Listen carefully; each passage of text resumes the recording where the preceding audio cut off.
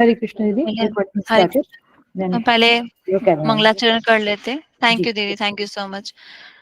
अज्ञानतिमिरन्दस्य ज्ञानञ्जनशलाकया चक्षुरुन्मिलितं येन तस्मै श्रीगुरुवे नमः। गुरुवे गौरचन्द्राय राधिकाय तदालये कृष्णाय कृष्णभक्ताय तद्भक्ताय नमो नमः। नमो विष्णुपदाय राधिकाय प्रियात्मने श्री श्रीमद्भक्तिवेदान्त नारायण गोस्वामी इति नामिने। नमो विष्णुपदाय कृष्णप्रस्थाय भूतले श्रीमते भक्तिवेदान्त स्वामी इति नामिने। नमो विष्णुपदाय कृष्णप्रस्थाय भूतले श्रीमते भक्तिवेदान्त श्रीधर गोस्वामी इति नामिने। हे कृष्णा करुणा सिंधु दीनबंधु जगतपते गोपेशा गोपिका कांता राधा कांता नमस्तुते। तप्त कांचन गौरांगी राधे वृंदावनेश्वरी विश्वभानुसुते देवी प्रणमामि हरिप्रिये। नमो महावदनीयाय कृष्ण प्रेम प्रदायते कृष्णाय कृष्ण चैतन्य नाम्ने गौरत्वसे नमः। वृंदाय तुलसी दिव्याय प्रियाय केशवस्य च कृष्ण भक्ति पदे देवी सत्यवते नमो नमः। श्री कृष्ण चैतन्य प्रभु नित्यानंद श्री अद्वैत गदाधर शिवासादि गौर भक्त वृंद हरे कृष्ण कृष्ण कृष्ण हरे हरे हरे राम राम राम हरे हरे।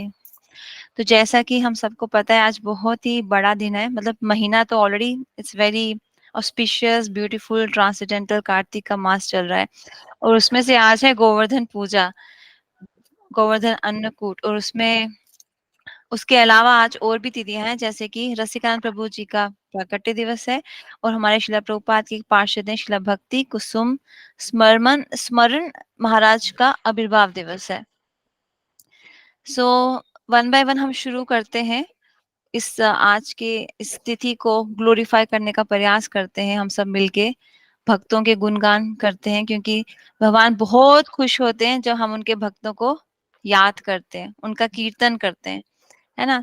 तो मैंने एक कथा में सुना था कि जो जो गिरिराज जी हैं वो गौर तत्व हैं।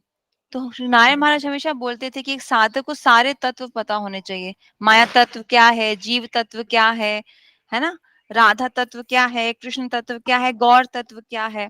तो जो गिरिराज जी हैं ये गौर तत्व हैं। जैसे जो महाप्रभु हैं, जो गौर हैं, जो गौरांगा हैं, वो है कृष्ण, लेकिन हमको दिखा रहे कि कैसे एक भक्त को साधन भजन करना है, कैसे भक्त को भक्ति करनी है। तो कृष्ण बन के भी वो हमें भक्ति की शिक्षा दे रहे हैं। ऐसे गिरिराज जी हैं कृष्ण ही, राधा रानी के हृदय से मैनिफेस्ट हुए हैं, है कृष्ण, लेकिन हमें बता रहे हैं कृष्ण कि कैसे एक भक्त सेवा करता है। तो शुरू करते हैं अपना आज का प्रोग्राम। सबसे पहले आई थिंक जो फर्स्ट स्पीकर हैं दैट स्वीटी गोयल दीदी जी, जो हमें आई थिंक गोवर्धन लीला के ऊपर 50 मिनट्स कुछ बताएंगे। हरे स्वीटी कृष्णा दीदी, सॉरी मैं आपको इंटरप्ट कर रही हूँ, एक मिनट। जी दीदी दीदी। कीर्तन में थोड़ा मॉडिफिकेशन है, कीर्तन व्यंजना दीदी करेंगी। ओके दीदी, दीदी जी ठीक है दीदी, जी। ओके। हरे कृष्ण। तो वो है हमारे साथ, हैज शी जॉइन? जी जी। ओके यस ठीक है, ठीक है, फिर वो शुरू कर सकती हैं कीर्तन। दीदी, कीर्तन लास्ट में ही होगा, तो ओके, लास्ट। तो अभी हम आई थिंक स्वीटी गोयल दीदी शुरू कर सकती है ना हरि कथा। हरे हाँ कृष्णा जी। दीदी। हाँ दीदी, हरे कृष्णा। दंडवत प्रणाम दीदी।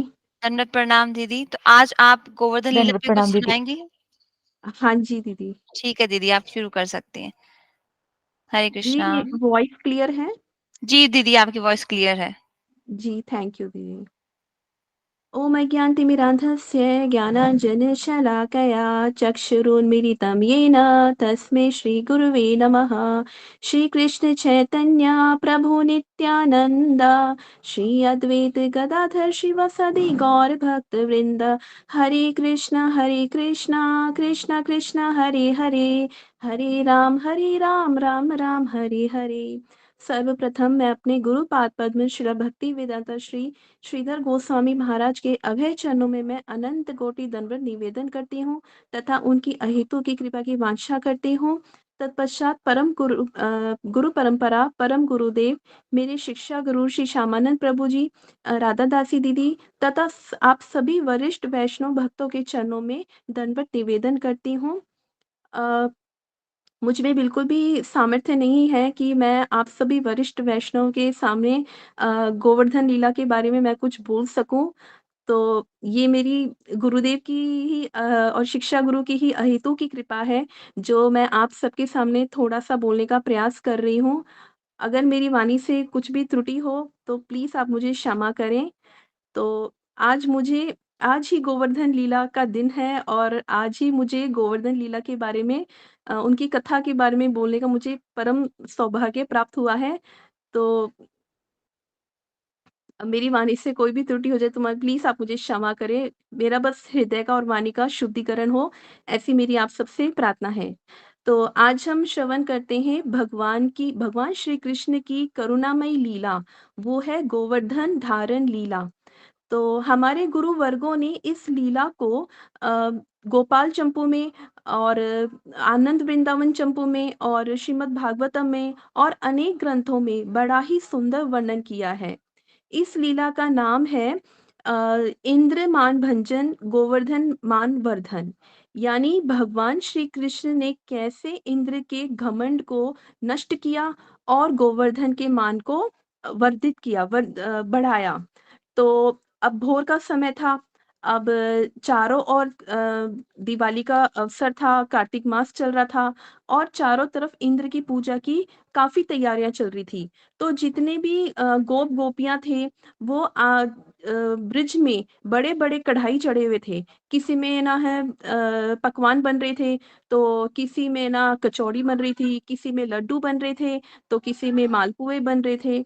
अब कृष्ण जो है वो भोर में सुबह-सुबह उठे और सुबह उठते ही आँखें मलते हुए वो जैसे ही चारों तरफ देख रहे थे, तो चारों तरफ बड़ी तैयारियाँ चल रही थी। तो किसी में वो देख रहे थे आज तो बड़े पकवान बन रहे हैं, तो वो उनकी नज़र जाती है अपनी मैया पे और वो मैया के पास जाते हैं और पूछते हैं, "मैया, ये क्या हो रहा है कि आज मेरा क्या कोई जन्मदिन है? तो इतनी सारी तैयारियाँ किसके लिए चल रही हैं?" तो मैया क्या है कि कृष्ण पे ध्यान नहीं देती, वो तो बड़ी व्यस्त हैं कि खूब सारा काम करना है इंद्र की पूजा के लिए, ये बनाना है, वो बनाना है। तो मैया क्या करती हैं कि वो ना गोपियों से कहती हैं कि गोपियाँ देखो, ये सारे मिठाइयों को अच्छे से सजा करके तुम ऐसी जगह पे रख दो, ऐसी मतलब कोठरी में रख दो कि कृष्ण की ना नज़र ना पड़े। अगर उसने देख लिया, तो वो कुछ नहीं छोड़ेगा। तो अब ये सब कृष्ण क्या है सुन रहे होते हैं एक जगह खड़े होके। अब वो देख लेते हैं कि गोपियाँ ये सारे मिठाइयाँ ले जाके कौन से कमरे में कहाँ पे रख रही हैं। वो पीछे-पीछे जाते हैं और पीछे-पीछे जाके जैसे ही वो किसी लड्डू पे जैसे ही वो खाने के लिए हाथ को आगे बढ़ाते हैं तो पीछे से मैया आ जाती है। मैया रोक देती है और कृष्ण क्या करते हैं मासूम सी शक्ल बना के बोलते हैं कि मैया मैं ये खा लूँ? तो मैया ने बोला सावधान, जो इसको हाथ लगाया खबरदार, ये इंद्र जय-जय का भोग है। पहले हम इंद्र की पूजा करेंगे, उनको भोग लगाएँगे। हाँ, पूजा होने के बाद ये प्रसाद तुम सबको मिलेगा, लेकिन अभी नहीं। अब कृष्ण जो है वो मन ही मन सोचते हैं कि ये सारा भोग तो मेरे लिए बना है, तो ये इंद्र बीच में कहाँ से आ गया? तो वो कहते हैं कि वाह रे इंद्र! तू इतना बड़ा कब से हो गया कि तेरा भोग ये सारे ब्रजवासी खाएँगे? तो अब इन सारे ब्रजवासियों के झूठन को खाने के लिए ब्रह्मा जी, शिव जी, लक्ष्मी जी तरसते हैं और तू अपना झूठन इन ब्रजवासियों को खिलाएगा। फिर कृष्ण क्या करते हैं, वो ज़िद करने लग जाते हैं कि मैया, मैया मुझे तो अभी खाना है, मुझे अभी दे दो। तो मैया कृष्ण को डाँट फटकार के वहाँ से भगा देती है। अब कृष्ण जो है वो दौड़े-दौड़े नंद बाबा के पास जाते हैं और नंद बाबा क्या होते हैं, वो एक सभा में बैठे होते हैं। वहाँ पे ब्रिज के सारे बड़े-बड़े जितने भी बड़े-बड़े ब्रिजवासी हैं, वो सब बैठे हुए होते हैं क्योंकि इंद्र की पूजा के लिए वो सब तैयारियों के बारे में चर्चा चल रही होती है, कि हम पूजा कैसे करेंगे, अनुष्ठान कैसे करेंगे। तो सुबह-सुबह क्या होता है कि मैया यशोदा नंद बाबा से क्या बोलती है कि अरे देखो, हमारे घर में एक साथ 1000 दही की मथनियाँ चलती हैं। तो ये सब किसकी कृपा से चलती हैं? ये सब इंद्र की ही कृपा से चल रही हैं। हमारे घर में 9 लाख गैया हैं, ये भी इंद्र की कृपा है। और आप पूरे ब्रज के राजा बन गए हो। इतनी वृद्ध अवस्था में आपको और मुझे पुत्र की प्राप्ति हुई है। तो ये भी तो इंद्र की ही कृपा है ना? तो हमारे क्या है 2 कुल देवता हैं, एक तो इंद्र, दूसरी है गौ मैया। तो इंद्र की कृपा से हमें इतना वैभव, इतना यश मिला है और आप तो जैसे इंद्र को तो भूल ही गए हो। अब नंद बाबा सोचते कि हाँ हाँ इंद्र, मुझसे गलती हो गई। मैं अपने लल्ला के लाड प्यार में, वात्सल्य में, इस राजकाज में मैं इतना खो गया कि मैं तो भूल ही गया कि आपकी बहुत बड़ी पूजा भी है। तो अब हम आपकी पूजा बड़े ही धूमधाम से हम करेंगे। तो इसलिए आज नंद बाबा ने बैठक बुलाई। अब वहां पे सब विचार कर रहे हैं कि इतनी बड़ी पूजा को कैसे संपन्न किया जाए। तभी उसी सभा में जाकर लल्ला नंद बाबा से पूछते हैं कि बाबा ये तो बताओ कि सारे ब्रजवासी यहाँ क्या कर रहे हैं? ये सभा, ये सब आखिर क्या चल रहा है? तो नंद बाबा सोचते हैं ये तो बच्चा है, इस 7 साल के बच्चे को क्या ही समझ में आएगा। तो बस इतना सा कह देते हैं कि बेटा कोई बहुत बड़ी पूजा है, बस इतना कह के वो चुप हो जाते हैं। फिर कृष्ण बोलते हैं देखो बाबा, अगर मुझे स्पष्ट रूप से बताओगे और अगर आप ये सब गोपनीय रखना चाहते हो, तो मैं एक बात बता दूं कि अपने हितैषी से, अपने करीबी से कभी भी कोई बात गुप्त नहीं रखनी चाहिए। तो नंद बाबा फिर सोच में पड़ते हैं, तो बोलते हैं कि अच्छा चलो पूछो क्या पूछना चाहते हो। तो कृष्ण यहाँ पे नंद बाबा से 3 सवाल पूछते हैं कि ये जो पूजा की जा रही है इसके इष्ट कौन है, और इस पूजा को प्रारंभ किसने किया, और तीसरा प्रश्न, इस पूजा से क्या फल मिलता है। अब नंद बाबा कहते हैं कि लल्ला, हमारे इष्ट इंद्र हैं और ये पूजा 2 कारण से चलती आ रही है। पहला कारण है लौकिक, दूसरा है वैदिक। अब लौकिक रीति वो होता है जैसे हमारे जो पूर्वज लोग होते हैं, जिस रीति से उन्होंने जो पूजा आरंभ कर दी, हम भी उसी रीति से उस पूजा को आगे तक लेके उसी परंपरा में हम लेके जाते हैं। और वैदिक रीति है वो तो मुझे पता नहीं, लेकिन हाँ लौकिक रीति से जरूर चलती आ रही है। और अब तीसरा उत्तर ये देते हैं कि इस पूजा से हमें बड़ा ही फल मिलता है। जैसे कि हम गोप जाति के हैं, हमारा धन गोधन है, क्योंकि गाय के दूध से जो दही, छाछ, माखन, घी जो भी हमें प्राप्त होता है, उसकी बिक्री करके हम अपना जीवन यापन करते हैं। अब गाय को चारा धरती से मिलता है, और धरती पे चारा कब उगता है, घास कब उगती है? जब धरती पे वर्षा होती है। और वर्षा कब होती है? जब बादल आते हैं। और बादल किनकी कृपा से आते हैं? इंद्र की कृपा से आते हैं। तो इसलिए इंद्र हमारे इष्ट हुए, इंद्र की कृपा से ही हमारी जीवनी चलती है। अब लल्ला कहते हैं अच्छा बाबा एक बात बताओ, जहाँ पे इंद्र की पूजा नहीं होती, क्या वहां पे वर्षा नहीं होती?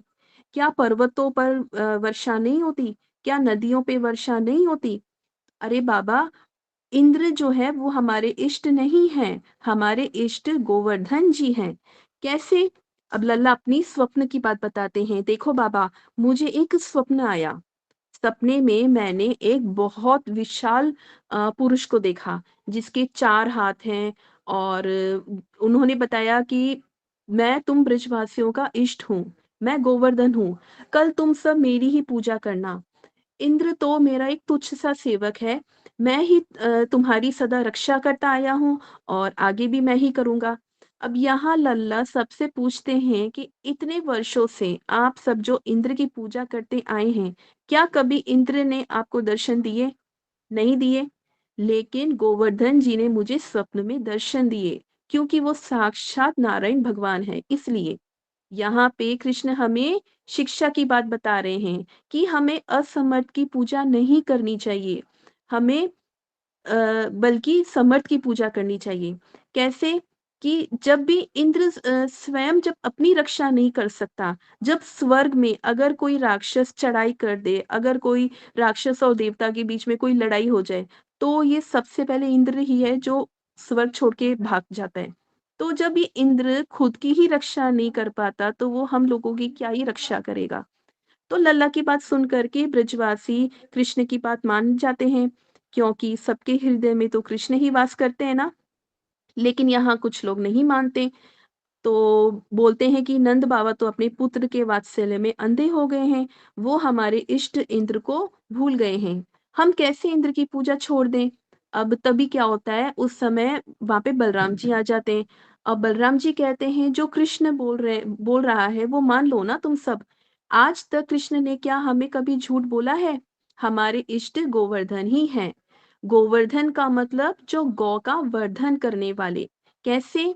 जैसे हमारी गैया को चारा गोवर्धन से ही मिलता है, गोवर्धन पे बहुत अच्छी-अच्छी घास होती है और झरने से मीठे-मीठे जल भी गिर सॉरी गिरिराज से ही हमें प्राप्त होता है। गैया को भी गिरिराज से प्राप्त होता है। ये सब सुनकर जो लोग राज़ी नहीं थे, वो भी मान जाते हैं। अब सभा में ये बात पक्की हो गई कि इस वर्ष सभी गिरिराज गोवर्धन की ही पूजा करेंगे। तो बोलो गिरिराज गोवर्धन महाराज की जय। अब ये प्रश्न उठता है, इंद्र के लिए सब कुछ बन रहा था, तो अब क्या अलग से बनाना पड़ेगा? कृष्ण कहे, नहीं नहीं नहीं, जो इंद्र के लिए उपस्थित था ना, वही सारी सामग्री ले जाकर हम गोवर्धन जी के पास ले जाएंगे। तो प्रश्न ये उठता है तो कि मन में उद्देश्य तो हमने इंद्र को लेके वो सारा भोग बनाया था, तो क्या वो ही भोग गोवर्धन जी को हम कैसे लगा सकते हैं? तो कन्हैया विचार किया, वो बोलते हैं कि देखो, मैंने बड़ी मुश्किल से नंद बाबा को मनाया है और ब्रजवासी को बनाया है। इंद्र को तो मैं संभाल लूँगा, क्योंकि वो तो मेरे चरणों का दास है। लेकिन जिनके मैं चरणों का दास हूँ, जिनकी चरणों की सेवा मैं करता हूँ, उन नंद बाबा को समझाना बड़ा ही कठिन है। अगर मैं ये बोल दूं कि सारा भोग वापस से बनाना पड़ेगा, तो मुश्किल हो जाएगी, तो वो बिगड़ ना जाए। तो ये सारी सामग्री हम गोवर्धन जी के लिए ही इस्तेमाल कर सकते हैं। अब यहाँ भगवान ब्रजवासियों के माध्यम से हम सब जीवों को एकनिष्ठ अनन्य भक्ति का उपदेश दे रहे हैं। कैसे? यहाँ भगवान ने इंद्र की पूजा बंद करवाई। क्यों? क्योंकि ये सकाम की पूजा हो रही थी। अब सकाम कैसे? सकाम वो होता है, हम इसलिए भक्ति करें ताकि बदले में हमें कुछ मिले। जैसे इंद्र की पूजा करने से हमें वहाँ पे जो मैया यशोदा कहती हैं कि इंद्र की पूजा करने से हमें इंद्र वर्षा करते हैं और वर्षा करने से घास उगती है। अब गैया जब घास खाती है तो दूध देती है और दूध से हम घी बनाते हैं, तो घी को हम बिक्री करके हमारी आर्थिक व्यवस्था चलती है। तो इसका मतलब कामना की पूजा हुई, सकाम की पूजा हुई। अब यहाँ पे हम एक बहुत ही महत्वपूर्ण बात को समझना होगा कि जो हमारे प्रारब्ध में लिखा है, वो हमें मिलके ही रहेगा। चाहे हम कितनी भी पूजा कर लें, चाहे हम किसी भी देवी-देवता के पास पूजा कर लें या हम कितनी भी भक्ति कर लें, जो हमारे प्रारब्ध में लिखा है वो हमें मिलके ही रहेगा। हाँ, लेकिन ये ज़रूर हो सकता है कि अगर हम एकनिष्ठ भगवान श्री कृष्ण की भक्ति करें, तो वो प्रारब्ध तो नहीं टलेगा, लेकिन वो प्रारब्ध जो इतना बड़ा दुःख है, वो छोटा-सा बन के हमारे सामने आएगा। जैसे एक विशाल हाथी है, उनके गले से एक फूलों की माला कब टूट के गिर जाए, तो हाथी को पता नहीं चलता। इसी तरीके से हमारे प्रारब्ध का दुःख कब आके चला जाए, हमें कब पता ही नहीं चलेगा। तो अब भोगना लेकिन ज़रूर पड़ेगा हमें। अब जब इंद्र के सेनापति इंद्र को ये बात बताते हैं कि जो भोग इंद्र के लिए बना था, वो सारा का सारा भोग गिरिराज जी को देने जा रहे हैं, तो इंद्र बहुत बहुत क्रोधित होता है। क्रोध से इंद्र की मति इतनी भ्रष्ट हो जाती है, अब वो अपने दूतों से बोलते हैं कि देखो, ये पशु पालने वाले ब्रजवासी, इनकी बुद्धि भी पशु के समान हो गई है। ये एक छोटे से तुच्छ से बालक के बात में आकर पुरानी चलती आ रही रीति को मिटाकर नई रीति रचना चाह रहे हैं। ये गोवर्धन की पूजा करने जा रहे हैं। ये ब्रजवासी नहीं जानते कि मैं कौन हूँ। आज इनको पूजा कर लेने देता हूँ। इनकी किस्मत में सिर्फ आज का ही सुख है। कल मैं इन ब्रजवासियों को दुख के महासागर में डुबो के मार दूंगा और पूरे के पूरे ब्रज का नामो निशान मिटा दूंगा। इंद्र अपने पद के घमंड में, भोग विलास में, अपनी इंद्र तृप्ति में इतना डूब गया कि वो भगवान श्री कृष्ण को एक तुच्छ सा छोटा सा 7 साल का साधारण बालक समझ रहा है। इतनी मति भ्रष्ट हो गई है इंद्र की। अब दूसरी ओर ब्रजवासी क्या है कि गिरिराज की पूजा करने के लिए वो बहुत ही प्रसन्न होते हैं, बहुत ही उत्सुक होते हैं। अब सब पूजा के लिए जाते हैं तो इतनी भीड़ मानो कि चरण भी रखने की जगह नहीं। एक-एक ब्रजवासी के घर से 1000 बैलगाड़ियां निकलती हैं और उस 1000 बैलगाड़ी में इतने अच्छे पकवान, मालपुए, सब्जी, रोटी, पूड़ी, लड्डू, कचौड़ी, पकौड़ी और भी न जाने कितने प्रकार के पकवान से भरे हुए होते हैं। गैयाएँ भी इतनी सुंदर लगती है, गैयाओं के जो खुर हैं, चारों खुर उनको चांदी से मनवा देते हैं, उनके सींग को सोने से सजाते हैं और गैयाओं को बड़े ही सुंदर आभूषण पहनाते हैं, बड़े ही सुंदर वस्त्र धारण कराते हैं। अब गैया इतनी सुंदर लगती हैं, इतनी सुंदर लगती है कि उनके जो बछड़े हैं ना, वो भी अपनी मैया को नहीं पहचानते। तो बड़ा ही सुंदर वर्णन किया है गैयाओं का, गैया बड़ी ही सुंदर लगती हैं। अब सभी ब्रजवासी क्या हैं, क्रम से चलते हैं। आगे-आगे ढोल बजाने वाले चलते हैं, तो उनके पीछे नृत्य करते हुए चलते हैं और कृष्ण का यशगान गाते हुए, कृष्ण का कीर्तन गाते हुए यशोदा मैया सब जा रहे होते हैं, सब कीर्तन गा रहे होते हैं। गोविंद दामोदर माधवेति, गोविंद दामोदर माधवेति, गोविंद दामोदर माधवेति, गोविंद दामोदर माधवेति। गेट बंद कर लो। इस प्रकार सब लोग गिरिराज जी के पास पहुंचते हैं और गिरिराज जी को भोग लगाते हैं। इसका भी बड़ा ही सुंदर वर्णन बताया गया है। नंद बाबा अन्नकूट का बड़ा ही सुंदर कुंड बनाते हैं। जितने भी मालपुए, पकौड़ी, पूड़ियाँ और कुंड में पकौड़ी, कचौड़ी जो भी वो लेके आते हैं, वो कुंड में सजा देते हैं और फिर गिरिराज जी के लिए बड़ा ही सुंदर पर्वत, नदी, समुद्र रचते हैं। कैसे? जैसे माखन और मिश्री के वो सुंदर पर्वत बना देते हैं। अब नदियाँ कैसे? जितने भी जैसे लिक्विड है, तरल पदार्थ है, जैसे दूध हो गया, शहद हो गया या फलों का रस हो गया, उनका वो नदी बना देते हैं और छोटे-छोटे दही के, छाछ के वो समुद्र बना देते हैं। अब कृष्ण कहते हैं, चलो अब सब स्तुति गान करेंगे। अब यहाँ पे मधुमंगल चिंता में, क्यों मधुमंगल ये सोच रहा है अगर मैंने आंखें बंद कर ली और सारा का सारा भोजन गायब हो गया तो मैं क्या करूंगा, क्योंकि मधुमंगल तो पेटू था, उसको तो बड़ी भूख लगती है। तो कृष्ण तो समझ गए, कृष्ण कहते हैं नहीं नहीं कुछ गायब नहीं होगा, तुम आंखें बंद करो और स्तुति करो। तो सब आंखें बंद करके गिरिराज जी के स्तुति करने लगते हैं। अब कृष्ण क्या करते हैं, एक रूप से वो गिरिराज जी के रूप में सबके सामने प्रकट हो जाते हैं। सब ब्रजवासी देखते हैं, अरे गिरिराज जी प्रकट हो गए, गिरिराज जी प्रकट हो गए।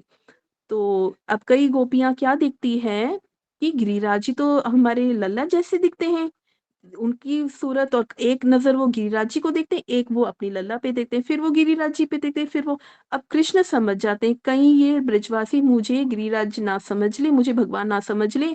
तो कृष्ण बोलते हैं, चलो चलो आंखें बंद करो, अब सब स्तुति करो। तो उनका ध्यान भटका देते हैं।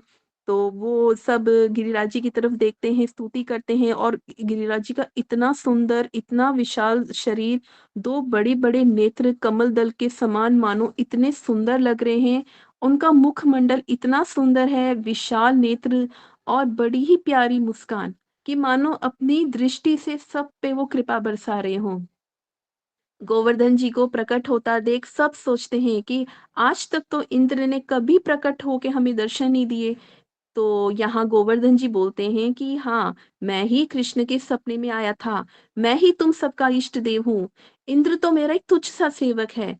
तुम सबको इंद्र से डरने की कोई आवश्यकता नहीं, तुम्हारा वो कुछ नहीं बिगाड़ सकता, क्योंकि तुम सब मेरे शरण में हो, मेरे अंश हो। सब ब्रजवासी गिरिराज जी की पूजा अब शुरू करते हैं। सबसे पहले पंचामृत से स्नान कराते हैं, फिर सुंदर सुंदर वस्त्र अलंकार चढ़ाते हैं। तो अब बताया गया है सबसे पहले भगवान श्री कृष्ण ने ही गिरिराज जी को साष्टांग दंडवत प्रणाम किया। अब सभी ब्रजवासी जैसे जैसे कृष्ण करते हैं उसी को वो फॉलो करते हैं।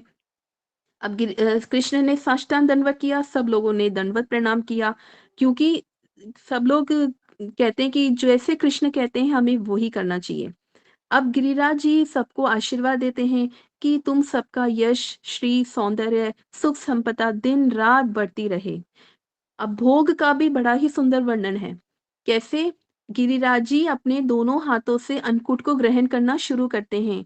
जब उनको प्यास लगती है, तो वो आस-पास के जितने भी कुंड हैं, उन सब का जल को वो ग्रहण करके सारे कुंड को वो खाली कर देते हैं और उनके दांत में जब अगर कोई खाद्य पदार्थ अगर फँस जाता है, तो हमको जैसे एक टूथपिक की रिक्वायरमेंट होती है कि हम उसको निकालें, तो ऐसे ही गिरिराज जी क्या करते हैं कि आस-पास में जो बांस का पेड़ होता है, उस पेड़ को ही उखाड़ के अपने दाँत को साफ करने लग जाते हैं। और वो जब कुल्ला करते हैं पानी पी के, तो कुल्ला को वो जिस स्थान पे वो कुल्ला करते हैं, तो उस जगह पे गैया के लिए बड़ी बहुत नई-नई अच्छी-अच्छी घास उगाती है। सारे ब्रजवासी इस लीला को देखकर बड़े ही आनंदित होते हैं। ये सब देखकर मधुमंगल क्या करता है, अपने लिए वो लड्डू लेके अपने पीछे छुपा लेता है और गिरिराज जी को ये सब पता चल जाता है और वो मधुमंगल के भी जो लड्डू उसने चुरा लिए वो भी वो गिरिराज जी खा लेते हैं। फिर वो बोलते हैं गिरिराज जी, अन्य और मतलब और लेके आओ मेरे लिए, और लेके आओ। सभी ब्रजवासी एक दूसरे के मुख को देखते हैं कि अब तो कुछ बचा ही नहीं, सब खाली हो गया। ये तो बड़ा अजीब देवता है। इंद्र तो अपनी दृष्टि से खाता था और सब कुछ हमारे लिए बच भी जाता था, लेकिन ये तो अजीब ही देवता है कि सब कुछ खा लिया और कहते हैं और लाओ, और लाओ। तो सब लोग कृष्ण को देखते हैं कि कृष्ण अब तुम ही कुछ करो, हमारे पास तो कुछ बचा ही नहीं। तो कृष्ण क्या करते हैं, एक तुलसी का दल और गंगा जी का जल जो है वो अर्पित करते हैं। उनको ग्रहण करके ही गिरिराज जी ढकार लेते हैं और जितना उन्होंने खाया उससे वो डबल सबको वापस से प्रदान कर देते हैं। तो सारे ब्रजवासी खुश हो जाते हैं। इसलिए हमें एक शिक्षा यहाँ पे ये मिलती है कि हमें कभी भी भगवान की सेवा में हमें हमेशा तन मन धन से पूरी निष्ठा होके सेवा करनी चाहिए। हमें कभी भी किसी प्रकार की कंजूसी नहीं करनी चाहिए। हमें पूरा समय देना चाहिए। हम जितना धन लगा सकते हैं, धन हम किस जिस प्रकार की सेवा कर सकते हैं, हमें करना चाहिए। इसमें कोई नुकसान नहीं है, इसमें लाभ ही लाभ है। क्योंकि जो भी हम देंगे उससे डबल वो हमें वस्तु वापस दे देते हैं। वो अपने पास कुछ नहीं रखते। हमारे गुरुदेव कहते हैं कि अन्नकूट वाले दिन जो भी गिरिराज जी को एक दाना चावल, सिर्फ एक दाना चावल अर्पित करता है, भोग लगाते हैं, तो गिरिराज जी उसको किसी भी जन्म में अनाज की कमी नहीं आने देते। तो इतनी कृपामयी है गिरिराज जी। फिर सब गिरिराज जी की बड़ी ही सुंदर परिक्रमा करते हैं। अब क्रोध से भरा इंद्र अपनी सेनापति मेघवर्धन को अन्य सेनाओं को बुलाता है। एक समंतक नामक बादल है जो प्रलय के समय ही छोड़े जाते हैं। उन सभी बादलों की सेना आ जाती है। इंद्र अपनी सेना को आज्ञा देते हैं, जाओ इन ब्रजवासियों का और ब्रज की नगरी का नामो निशान मिटा दो। सभी सेनापति ब्रिज में अंधकार करके आंधी तूफान ला देते हैं। चारों ओर बिजली ही बिजली कड़कने की ध्वनि आती है। सभी ब्रजवासी बहुत डर जाते हैं। वो इधर उधर भागना शुरू कर देते हैं। चारों ओर अंधकार ही अंधकार मचा हुआ होता है। किसी को कुछ नहीं दिखाई देता। उसी वक्त गिरिराज जी बोलते हैं, अरे तुम सब भयभीत मत हो। ये इंद्र तुम्हारा कुछ नहीं बिगाड़ पाएगा। तुम सब मेरी शरण में आओ।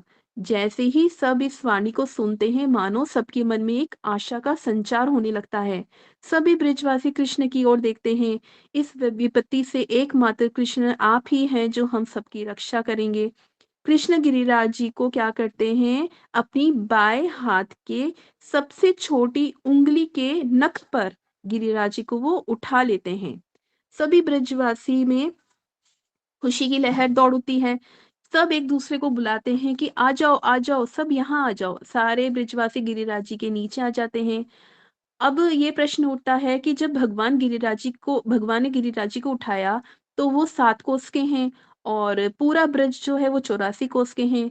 तो यहाँ पे हमारे गोस्वामी वर्णन करते हैं कि जब गिरिराज जी को उठाया, तो उठाने मात्र से गिरिराज जी हवा में जब जाते हैं, तो वो 84 कोस के बन जाते हैं और पूरे ब्रज को वो नाप लेते हैं। और अब शेषनाग ने सोचा कि अब पानी को रोकने के लिए मेरी सेवा की ज़रूरत होगी, तो शेषनाग क्या करते हैं, वो गिरिराज जी के चारों ओर एक बाउंड्री बना लेते हैं। बाउंड्री कैसे, कि ताकि पानी जो है वो अंदर ना जाए। अब जब इतनी मूसलाधार वर्षा होगी, पानी जब अंदर नहीं जाएगा, तो पानी तो ब्रिज की सीमा के बाहर जाएगा। तो सीमा पे जितने भी गाँव लगते हैं, वो सब डूबने लग जाते हैं। लेकिन कहते हैं कि कोई भी गाँव नहीं डूबा। क्यों? क्योंकि उस समय भगवान ने अगस्त्य मुनि को बुलाया। अब ये अगस्त्य मुनि कौन थे? ये वो हैं जो पूरा का पूरा सागर पी जाते हैं। एक बार क्या हुआ, अगस्त्य मुनि नंद बाबा के घर भोजन करने के लिए आए। तो बाबा ने कृष्ण को सेवा करने के लिए कहा। भगवान ने उन्हें अनेक प्रकार के 56 भोग करवाए। अब जब मुनि ने जब पानी की इच्छा की, तो कृष्ण बोले, मुनि जी, आज मैं आपको पानी नहीं पिला सकता, क्योंकि आपको अधिक पानी की आवश्यकता होती है। एक समय आने पर मैं आपका आह्वान करूँगा और वहाँ आप जलपान ग्रहण करना। तो आज ही कृष्ण ने अगस्त्य मुनि का आह्वान करके पानी पीने के लिए बुलाया और बोला, आपका जो जलपान रह गया था ना, आकर आप जल ग्रहण करें। तब सारा का सारा पानी अगस्त्य मुनि ने पान कर लिया। अब शिव जी, वो पीछे क्यों रहे? उनके भी मन में सेवा करने की भावना आई। तो शिव जी ने क्या किया, त्रिशूल को गिरिराज जी के ऊपर चक्र की तरह चलाया, ताकि गिरिराज जी पे पानी ना गिरे। अब कृष्ण को गिरिराज जी को उठाया देख मैया यशोदा बड़ी ही चिंता में होगी, मैया है। अब कन्हैया को इतना बड़ा पहाड़ उठाते हुए देखो, मैया को बड़ी चिंता हुई। तो मैया क्या करती है, गिरिराज जी से प्रार्थना करती है कि गिरिराज जी, आप है ना एक रुई के समान हल्के हो जाओ। मेरे लल्ला का छोटा सा हाथ, मेरे लल्ला को हाथ में दर्द हो रहा होगा ना, तो आप है ना इनको कष्ट ना होए मेरे लल्ला को। तो मैया को चिंतित देखकर कृष्ण एक हाथ से गोवर्धन को उठाए हैं और दूसरे हाथ से वो बांसुरी बजाने लग जाते हैं और बड़े ही सुंदर तान छोड़ते हैं। सभी ब्रजवासी बड़े ही आनंदित होते हैं। अब कृष्ण 7 दिन से गिरिराज जी को धारण किए खड़े हैं, तो सभी गोप गोपियों को भूख लगाती है। लेकिन बताया गया है कि किसी को भी 7 दिन तक भूख नहीं लगी। क्यों? क्योंकि सब एक साथ खड़े, एक ही साथ पर्वत के नीचे कृष्ण का माधुर्य का सौंदर्य का पान कर रहे हैं, तो किसी को भी भूख नहीं लगी। अब यहाँ पे बताया गया है कि कृष्ण ने गोपियों को आकर्षित करने के लिए 2 लीलाएं रची। कौन-कौन सी? सबसे पहली तो कालिया नाग का दमन किया, मर्दन किया, और इतने तीव्र गति से कालिया के सिर पे उन्होंने नृत्य कर रहे थे कि गोपियां कन्हैया को देखकर मुग्ध हो गई। अब यहाँ कृष्ण का उनका ऐश्वर्य दिखा कि और गोपियां जो हैं वो कृष्ण की तरफ आकर्षित हो गई। और दूसरी लीला है ये गोवर्धन धारण लीला। ये 2 ही विशेष लीला है जहाँ पे कृष्ण ने अपना ऐश्वर्य दिखाया और गोपियां जो हैं वो कृष्ण की तरफ आकर्षित हुई। गोवर्धन लीला को प्रकाशित करने के लिए 2 और कारण बताया गया है कि सभी ब्रजवासी क्या 7 दिन तक निरंतर कृष्ण का दर्शन करते रहे। क्योंकि क्या होता है पहले कि जब कृष्ण घर पर होते हैं तो मैया उनको देख रही होती है, और जब वो कृष्ण गली में आते हैं तो सारी गोपियाँ कृष्ण का दर्शन कर रही होती हैं। लेकिन जब कृष्ण गौचारण के लिए जब वो जंगल में जाते हैं, तो गोपियाँ कृष्ण से को देखने के से वंचित हो जाती है। वो ये सोचती है कब कृष्ण आएँगे, कब हम उनका दर्शन पाएँगे। तो कृष्ण चाहते हैं कि सारी गोपियाँ मुझे निरंतर मेरा दर्शन करती रहें। तो एक तो ये कारण था गोवर्धन लीला का, और दूसरा कारण ये था कि हमें अन्य किसी भी देवी-देवताओं की उपासना नहीं करनी चाहिए। हमें एकमात्र सिर्फ़ एकनिष्ठ होके श्री कृष्ण की ही उपासना करनी चाहिए। अब वहाँ पे राधा रानी गोपियों के साथ हास परिहास करती हैं। उनको हास परिहास करता देखकर कृष्ण के हाथ काँपने लग जाते हैं, और कृष्ण के हाथ काँपने से गिरिराज जी जो है वो हिलने लग जाते हैं। तो सारे ब्रजवासी डर जाते हैं कि कहीं गिरिराज जी गिर ना जाए। तो सारे ब्रजवासी क्या करते हैं, अपनी लकड़ी को लेके फटाफट सहारा देते हैं कि हम कन्हैया की हम थोड़ी मदद कर दें। कन्हैया का हाथ दर्द कर रहा होगा तो हम उनकी मदद कर दें। अब बाहर क्या होता है, मूसलाधार वर्षा हो रही होती है, अंदर प्रेम में अमृत की वर्षा हो रही होती है। बाहर वज्रपात की भयंकर ध्वनि हो रही होती है, और अंदर मुरली की बड़ी ही मधुर सुंदर ध्वनि बज रही होती है। इस प्रकार ब्रजवासी बड़े ही सुंदर लीला अमृत का दर्शन कर रहे हैं।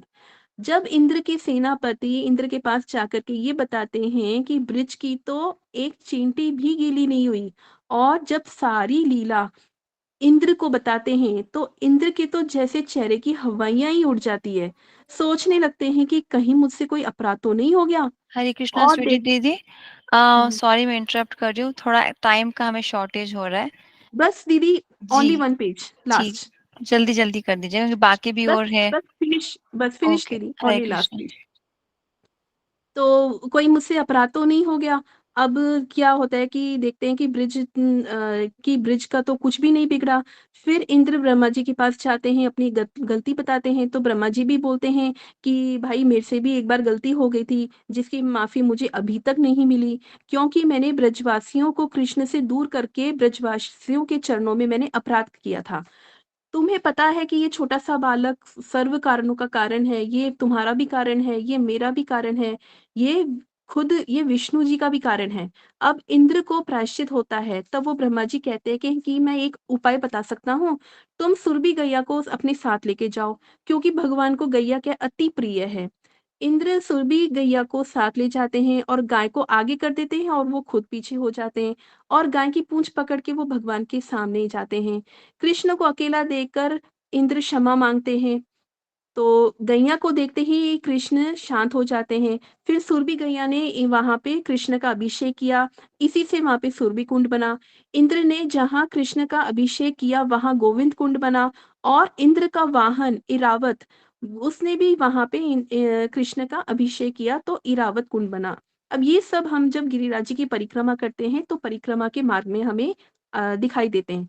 तो इस प्रकार इंद्र ने भगवान श्री कृष्ण की बड़ी ही सुंदर गान किया, स्तुति की, क्षमा माँगा, उनका अभिषेक करके उनका नाम दिया गोविंद। गोविंद मतलब गोप, गोपी, गैयाओं सबका वर्धन करने वाले गोविंद। एक साधक के लिए गिरिराज जी की कृपा बहुत-बहुत ज़रूरी है।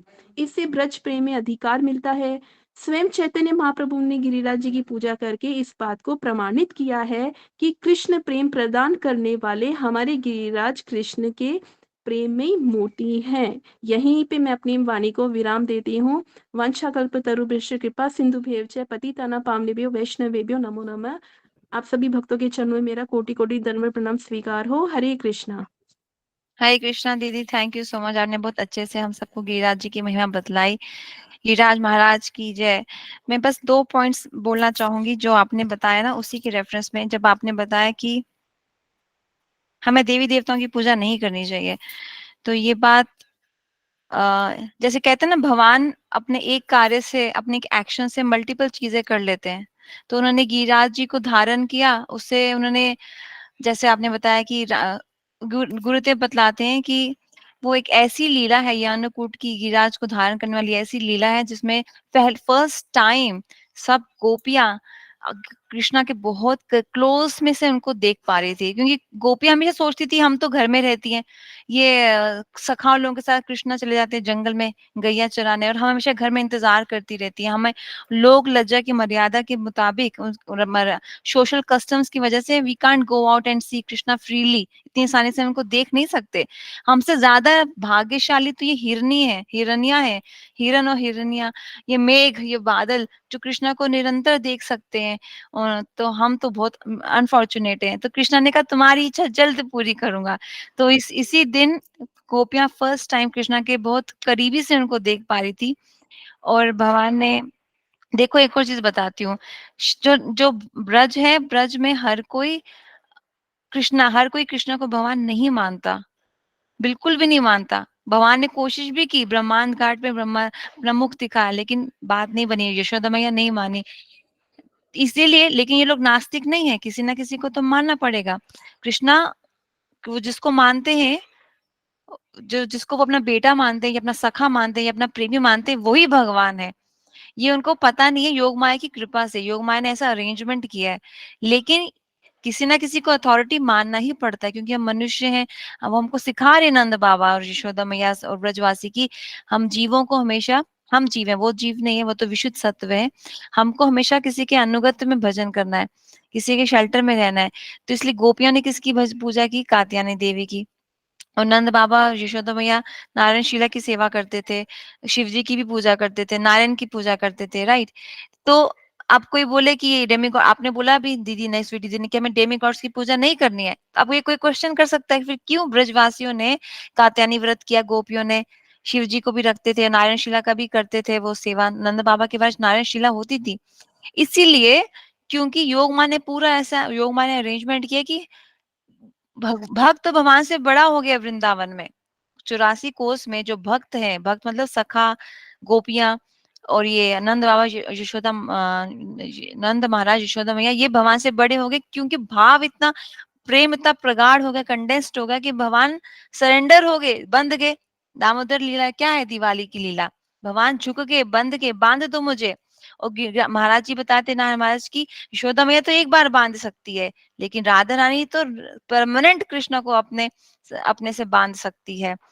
तो देवी देवताओं की पूजा ये लोग इसीलिए करते थे, ये कृष्ण की रक्षा मांगते थे उनसे कि हमारे कृष्ण हमेशा सुरक्षित रहें, सेफ रहें, इनमें इतना कष्ट क्यों आता है? जब क्योंकि वो नहीं मानते ना कि भगवान है। द्वारका की रमणीय महेशिया मानती है भगवान है, हमारा पति भगवान है। देवकी मैया भी बोलती है मेरा बेटा भगवान है। यशोदा मैया नहीं बोलती मेरा बेटा भगवान ही है, मेरा कोख से जन्म लिया है। भगवान कैसे हो सकता है? उद्धव ने भी बोला अरे भगवान है क्यों रोते हो इसके लिए? नहीं, नहीं माने। तो ये भगवान बता रहे हैं, इससे ये पता चल रहा है कि प्रेम इतना ज्यादा हो गया कि भक्त ही भूल गया कि वो जिसकी सेवा कर रहा है वो भगवान है। इसलिए नारायण महाराज बोलते थे कि तुम सबको श्रील स्वामी महाराज ने बहुत सुंदर सिद्धांत सिखाया है, that Krishna is the supreme personality of God. एक ही भगवान होता है, भगवान अनेक नहीं है। लेकिन मैं तुम्हें उसके आगे का ये सिद्धांत ये रस समझाने आया हूँ कि तुम्हें भूलना पड़ेगा कि कृष्ण भगवान है। जब तक तुम ये नहीं भूल लोगे कि कृष्ण भगवान है, तुम रस में प्रवेश नहीं कर पाओगे। अब वैदी भक्ति में हम ये नहीं कर सकते। मैं आप सबको ये नहीं बोल रही हूँ, ये शिक्षा नहीं दे रही हूँ कि आप सब भूल जाइए कृष्ण भगवान है। वैदी भक्ति से ग्रेजुअली हमें रागानुगा की तरफ जाना है ना। और श्रील सिद्धांति महाराज की लेक्चर में मैंने एक पॉइंट सुना था, मैं फटाफट बोलती हूँ, सॉरी मैं थोड़ा सा टाइम ले रही हूँ। कि ये जो जो देवता लोग होते हैं ये शुद्ध ये सतोगुणी होते हैं, है ना। इंद्र सतोगुणी है, वो देवता है, राइट। और जो जो भगवान के माता पिता है यशोदा मैया नंद महाराज, ये शुद्ध सत्व, ये सतोगुणी नहीं है, ये क्या है? रागात्मिक जन है, ये विशुद्ध सत्व है। शुद्ध सत्व नहीं है, विशुद्ध सत्व है, ट्रांसेंडेंटल के भी आगे हैं। हम लोग भजन करके कभी भी इनको रिप्लेस नहीं कर सकते, है ना। हम साधन हमारा अगर सिद्ध हो गया, हमें कृपा मिल गई, कृपा सिद्ध हो गया, हम कभी भी यशोदा मैया को रिप्लेस नहीं कर सकते। तो ये क्या है? विशुद्ध सत्व है। तो ऐसा कैसे हो सकता है कि विशुद्ध सत्व सतोगुणी देवता की पूजा कर रहा है, उसका झूठन खा रहा है? इस चीज को तोड़ने के लिए, इसका खंडन करने के लिए ये लीला हुई थी अन्नकूट की, जब भगवान ने इंद्र का मान भी तोड़ा, क्योंकि वो बहुत अभिमानी हो गया था। कात्यायनी देवी अभिमानी नहीं है, और ना ही शिव जी, है ना। देव गोपियों ने कात्यायनी व्रत किया, 1 महीना तक किया। ये कृष्ण हमको पति के रूप में मिले तभी रासलीला हुई, राइट। लेकिन इंद्र ने पूरा अभिमान में वो घमंडी हो गया था, उसका मान तोड़ा और पूरे समाज को बताया। क्योंकि जो सीनियर कुछ करता है तो उसके फॉलोअर्स, प्रजा जो होती है, जो बाकी जीव होते हैं, वो उसको फॉलो करते हैं। ये गीता में बोल रहे हैं श्रील स्वामी महाराज। तो अगर कृष्ण ने ये एस्टैब्लिश कर दिया कि गिरिराज जी की पूजा होनी चाहिए, परिक्रमा होनी चाहिए, उनकी सेवा होनी चाहिए, तो हम सबके लिए वो उदाहरण है, हमें निरंतर वो करना है, राइट। तो इट्स नॉट नाइस कि एक विशुद्ध सत्व एक सत्वगुणी देवता की सेवा कर रहा है, उसके रेमिनेट्स पा रहा है। इसका खंडन करने के लिए लीला भी हुई है। ये मैंने सिद्धांति महाराज की कथा में सुना था, तो मुझे लगा मैं आप सबसे शेयर करूं। ठीक है, आई थिंक हमारे नेक्स्ट स्पीकर अब कौन है? Is it, let me just see my list. where is my list gone? I think it's Anil Kumar Prabhu ji, जो हमें रसिकानंद प्रभु के प्राकट्य दिवस पे कुछ सुनाएंगे आज। अनिल कुमार प्रभु जी, आप हैं हमारे साथ जुड़े हैं? हरे कृष्णा। हरे कृष्णा माता जी हूँ। हरे कृष्णा प्रभु जी, प्रणाम। आप शुरू कर सकते हैं प्रभु जी। मंगलाचरण आप शॉर्ट में कर सकते हैं और फिर आप शुरू कर दीजिए, प्रभु जी के बारे में बताना हमको। रसिकानंद प्रभु की जय। रसिकानंद प्रभु जी की जय। जय। हरे कृष्णा, सभी को दंडवत प्रणाम। हरे कृष्णा प्रभु जी, सॉरी टू इंटरप्ट यू। क्या आप अपना कैमरा ऑन कर सकते हैं प्रभु जी? कर देता हूँ माता जी। जी, थैंक यू प्रभु जी। हरे कृष्णा।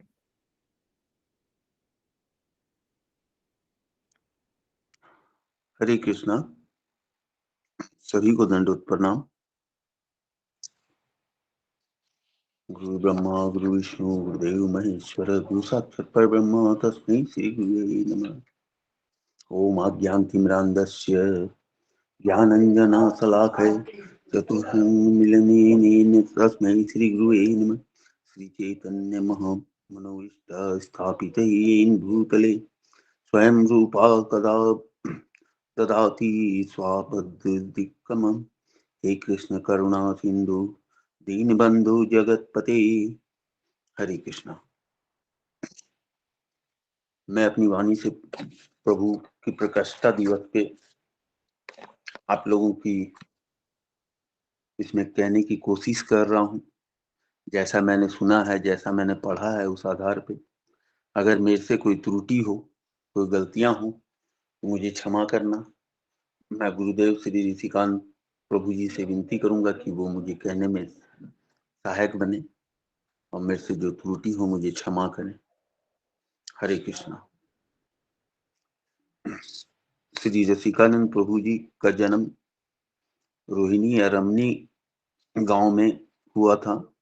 उनकी माता जी का नाम भवानी देवी एवं पिता श्री अच्युतानंद जी थे। वे एक राज परिवार से थे। उनकी गुरु ग्रहण करने की प्रबल इच्छा थी और वो एक निष्ठ गुरु ही पाना चाहते थे। एक दिन वो अपने ध्यान में थे, हरि कीर्तन कर रहे थे, किंतु इच्छा उनकी एक ही थी कि मुझे गुरु चाहिए। उसी दिन संध्या के वक्त में, रात्रि में आकाशवाणी हुई कि तुम चिंता मत करो, तुम्हें गुरु मिलेगा। तुम्हारे गुरु श्री श्यामानंद जी प्रभु हैं, तुम्हें जल्द ही मिलेंगे। उनकी इस आकाशवाणी से और भी उत्कंठा बढ़ गई और उस रात वो रात भर प्रभु भजन और गुरु मिलन की चिंतन में ही बिता दिए। इसके बाद अपने गुरु कृपा, उन पे गुरु कृपा दूसरे दिन सवेरे हुई। उन्हें गुरु का मिलन हुआ।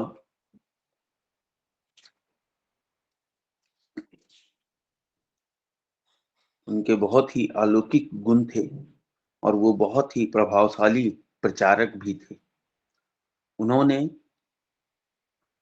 गोपी बल्लभपुर, धरंदा बहादुर, घंटाशिला में कई बार यात्रा की अपने गुरु की इससे आज्ञा से। वे अपने गुरु आज्ञा और प्रभु के हरे कृष्णा मंत्र पे बहुत ही प्रगढ़ थे। वो कई कई गांवों में, कई कई घरों में, कई कई लोगों को प्रभु की भजन कीर्तन में लगाते रहे थे।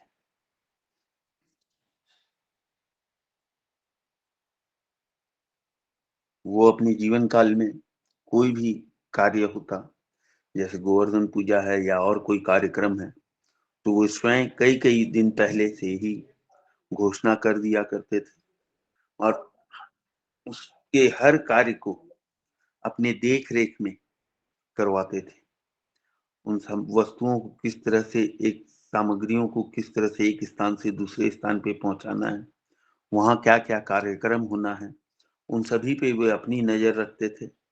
और उनकी जीवन लीला हमें घड़ी घड़ी पढ़नी चाहिए एवं अपने जीवन में उतारने चाहिए।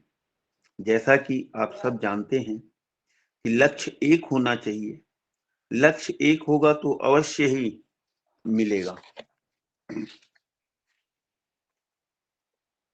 गुरुदेव श्री श्यामानंद प्रभु के मिले ऋषि श्री रसिकानंद प्रभु का बड़ा ही अलौकिक प्रभाव था। वो न जाने कितने कितने ग्रामों में घर घर जाके हरि कीर्तन के लिए लोगों को प्रेरित करते रहे। उन्होंने जब जन्म लिया था तब हमारे देश में यमनों का राज्य था, जो बड़े ही क्रूर हुआ करते थे। एक बार की कथा है, एक यमन राजा ने प्रभु जी पर एक पागल हाथी को छोड़ दिया। प्रभु ने उस हाथी पे की ऊपर जल लेकर फेंक दिया। जैसे ही जल का स्पर्श हाथी से हुआ, वह वैष्णव बन गया और वैष्णव सेवा में लग गया। प्रभु का ध्यान हमेशा हरि नाम कीर्तन में लगा रहता था।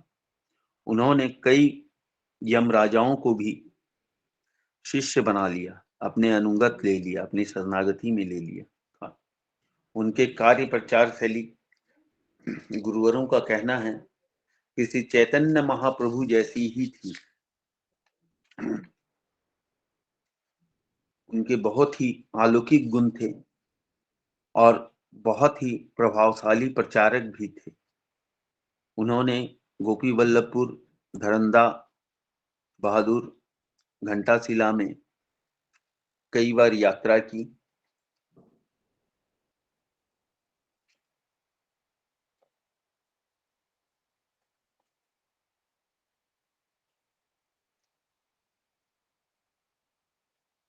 उनके गुणों की हम बदजीव क्या ही कह सकते हैं।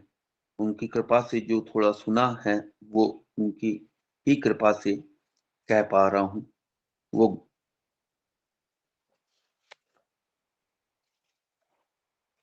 उन्होंने नग्न पांव से गौड़ मंडल की परिक्रमा की थी। हम सभी वैष्णवों को चाहिए अपने गुरुजन और वैष्णवों के साथ जीवन में एक बार गौड़ मंडल की यात्रा करें। इन्होंने अपने एकादश इंद्रियों को अपने गुरुदेव और प्रभु भजन में लगा दिया था। उन्होंने एक बार गोपी वल्लभपुर में 1 लाख वैष्णवों को बुलाया एवं उनके चरण प्रचरण करवाए थे और वह जल आज भी गोपी वल्लभपुर आश्रम में है, जो वहां पुजारी जी से उनसे निवेदन करने पर आज भी मिलता है। प्रेम प्रसारण पाषाण दलन को दलन कृपा करें कि इस उन्होंने कृपा कर वैष्णव में गुरुदेव की जीवन की लीलाओं को हम स्मरण करके भाव विभोर हो जाएंगे। उनके विषय में प्रेम प्रसारण ग्रंथ, प्रेम विलास ग्रंथ एवं भक्ति रत्नागर ग्रंथ में हमें बहुत कुछ पढ़ने को मिलता है एवं गुरुवाणी वैष्णव वाणी से हमें उनके जीवन के अलौकिक प्रभाव का श्रवण करते रहना चाहिए। गढ़ वैष्णवों का मानना है कि श्री चैतन्य महाप्रभु के शैली पर ही श्री रसिकांत नंद जी भी प्रचार करते थे। प्रेम का चरण और पाषाण दलन करते थे। श्री श्यामानंद प्रभु की समाधि खीमचोरा गोपी ने प्रांगण में है। उनके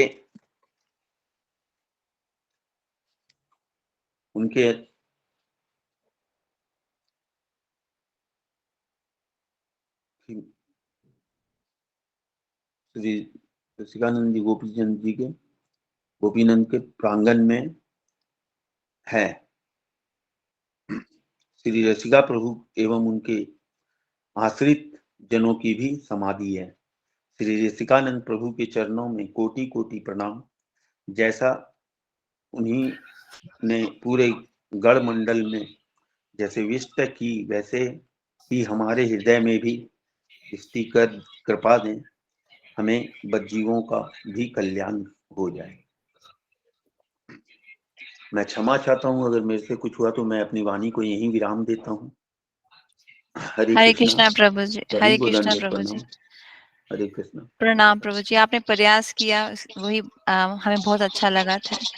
आप ऐसे ही बस प्रयास करते रहिए, उसी से हम सबको उसी से हेल्प मिलेगी। हमें प्रयास करना है। वो कहते हैं ना कि जो लीला हुई थी, दाम बंधन लीला, उसमें क्या मैसेज मिलता है हम सब साधकों को कि हमें प्रयास भी करना है, तभी कृपा मिलेगी।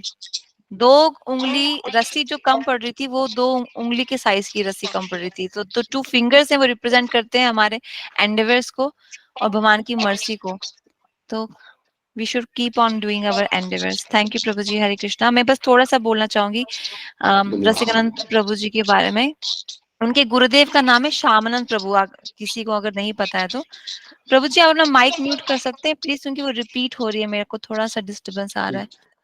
Thank you so much.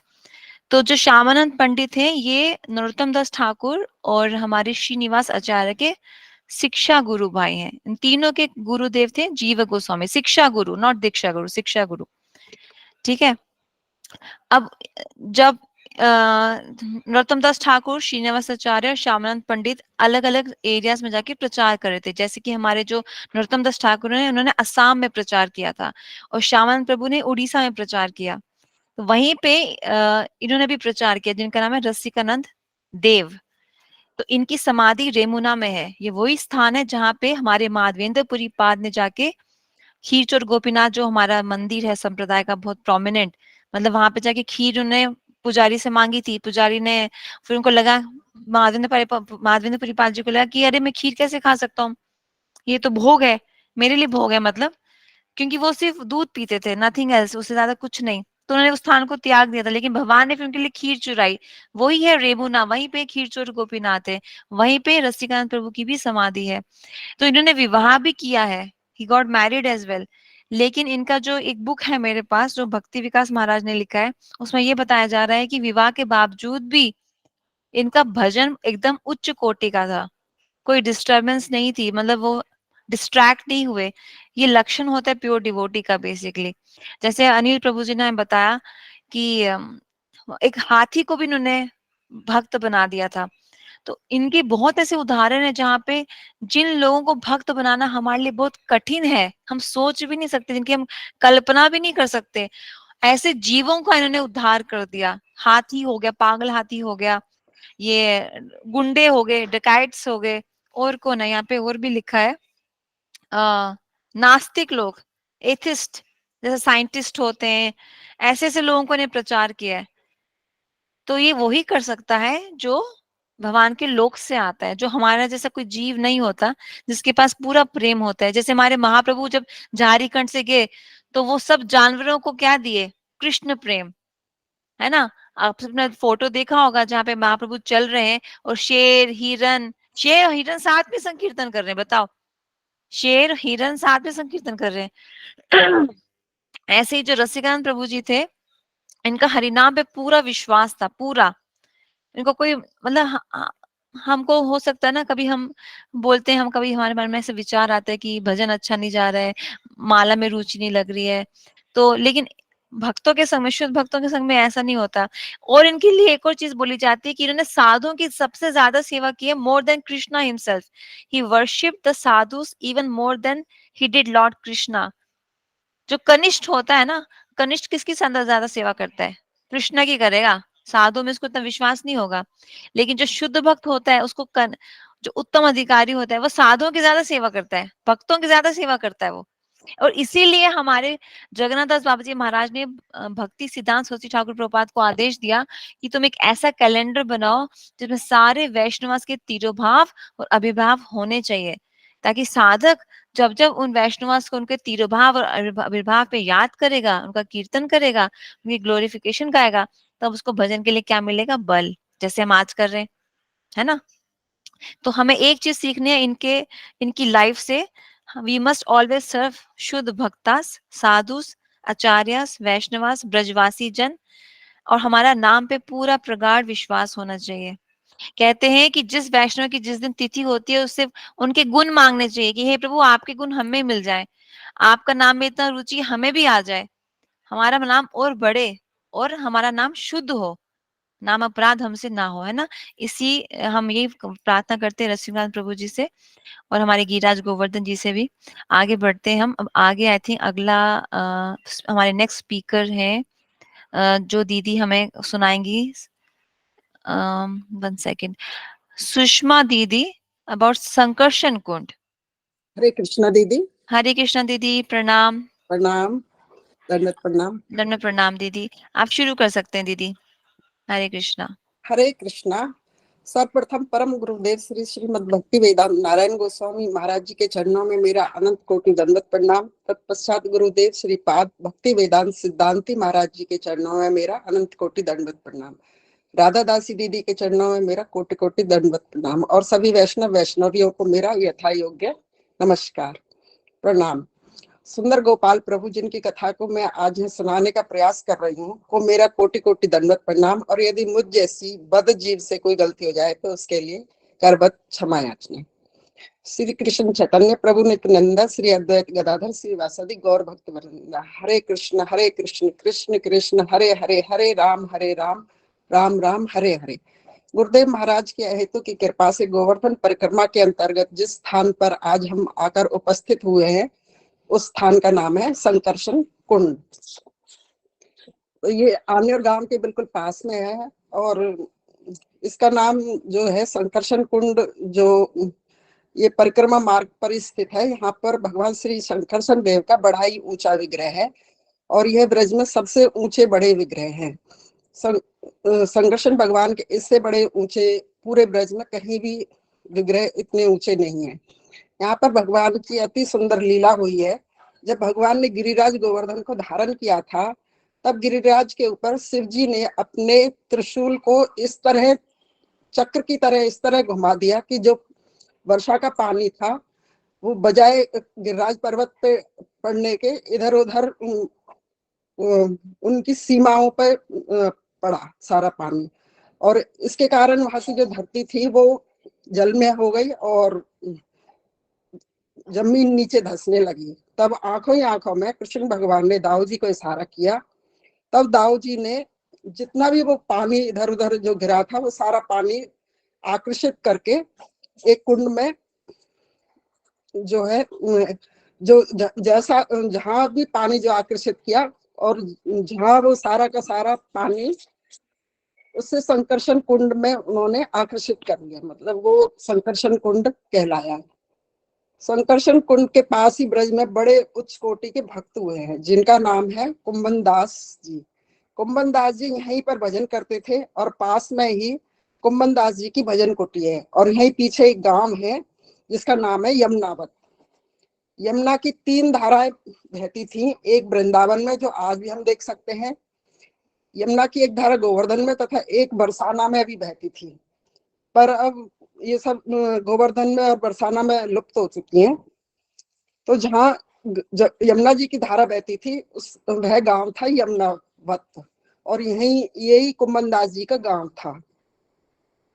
Kumbhan Das ji बड़े ही उच्च कोटि के संत थे। कुंभन दास जी बल्लवाचार्य जी के शिष्य थे। श्रीनाथ जी की इन पर बहुत कृपा थी।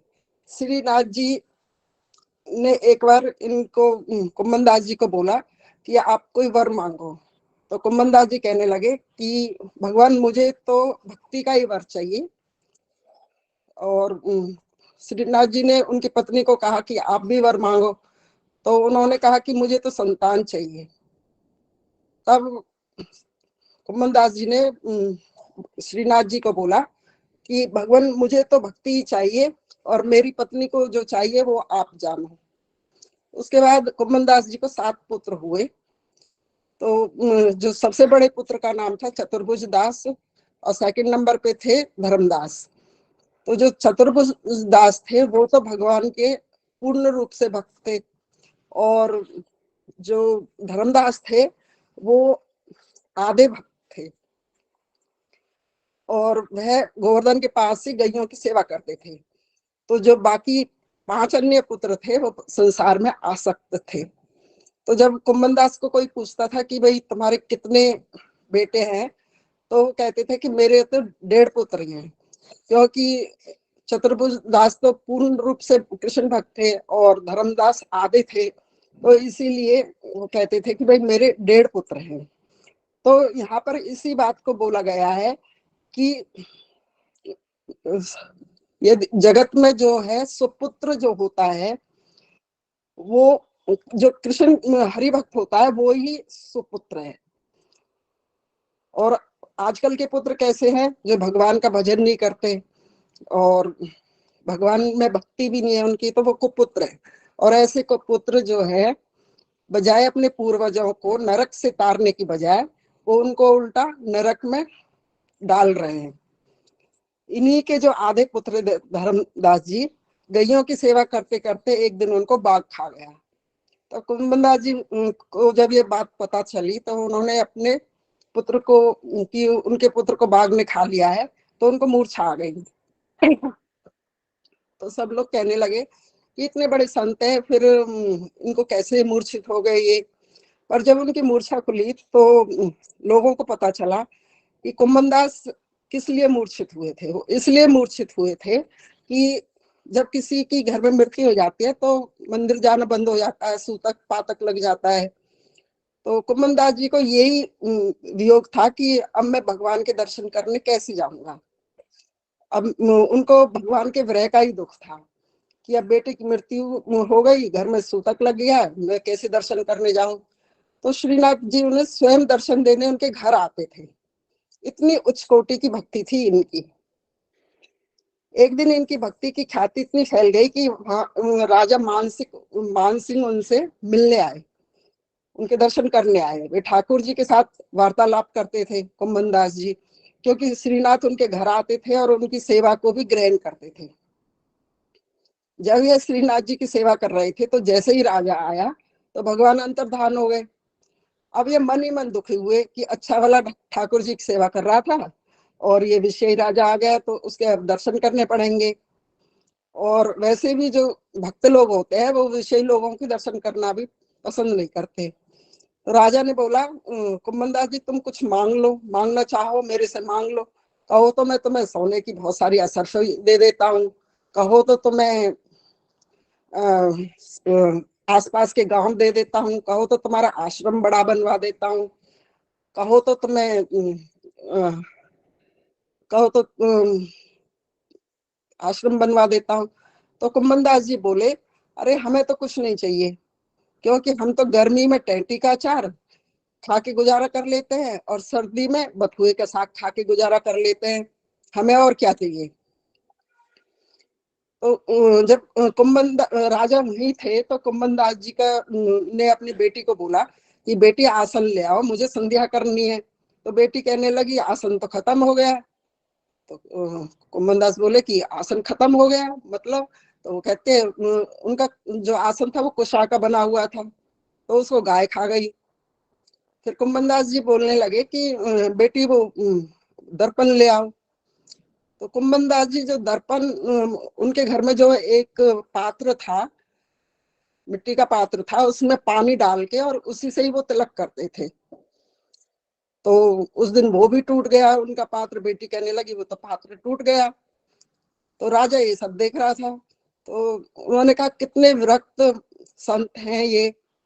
तो उन्होंने कहा कि कुछ मांग लो। राजा बोला क्या चाहिए तुम्हें? उन्होंने कहा कुछ मांग लो, कुछ तो ले लो। तो इस पर कुंभन दास बोले कि अगर कुछ देना चाहते हो तो एक वस्तु दे दो। राजा बोला क्या चाहिए?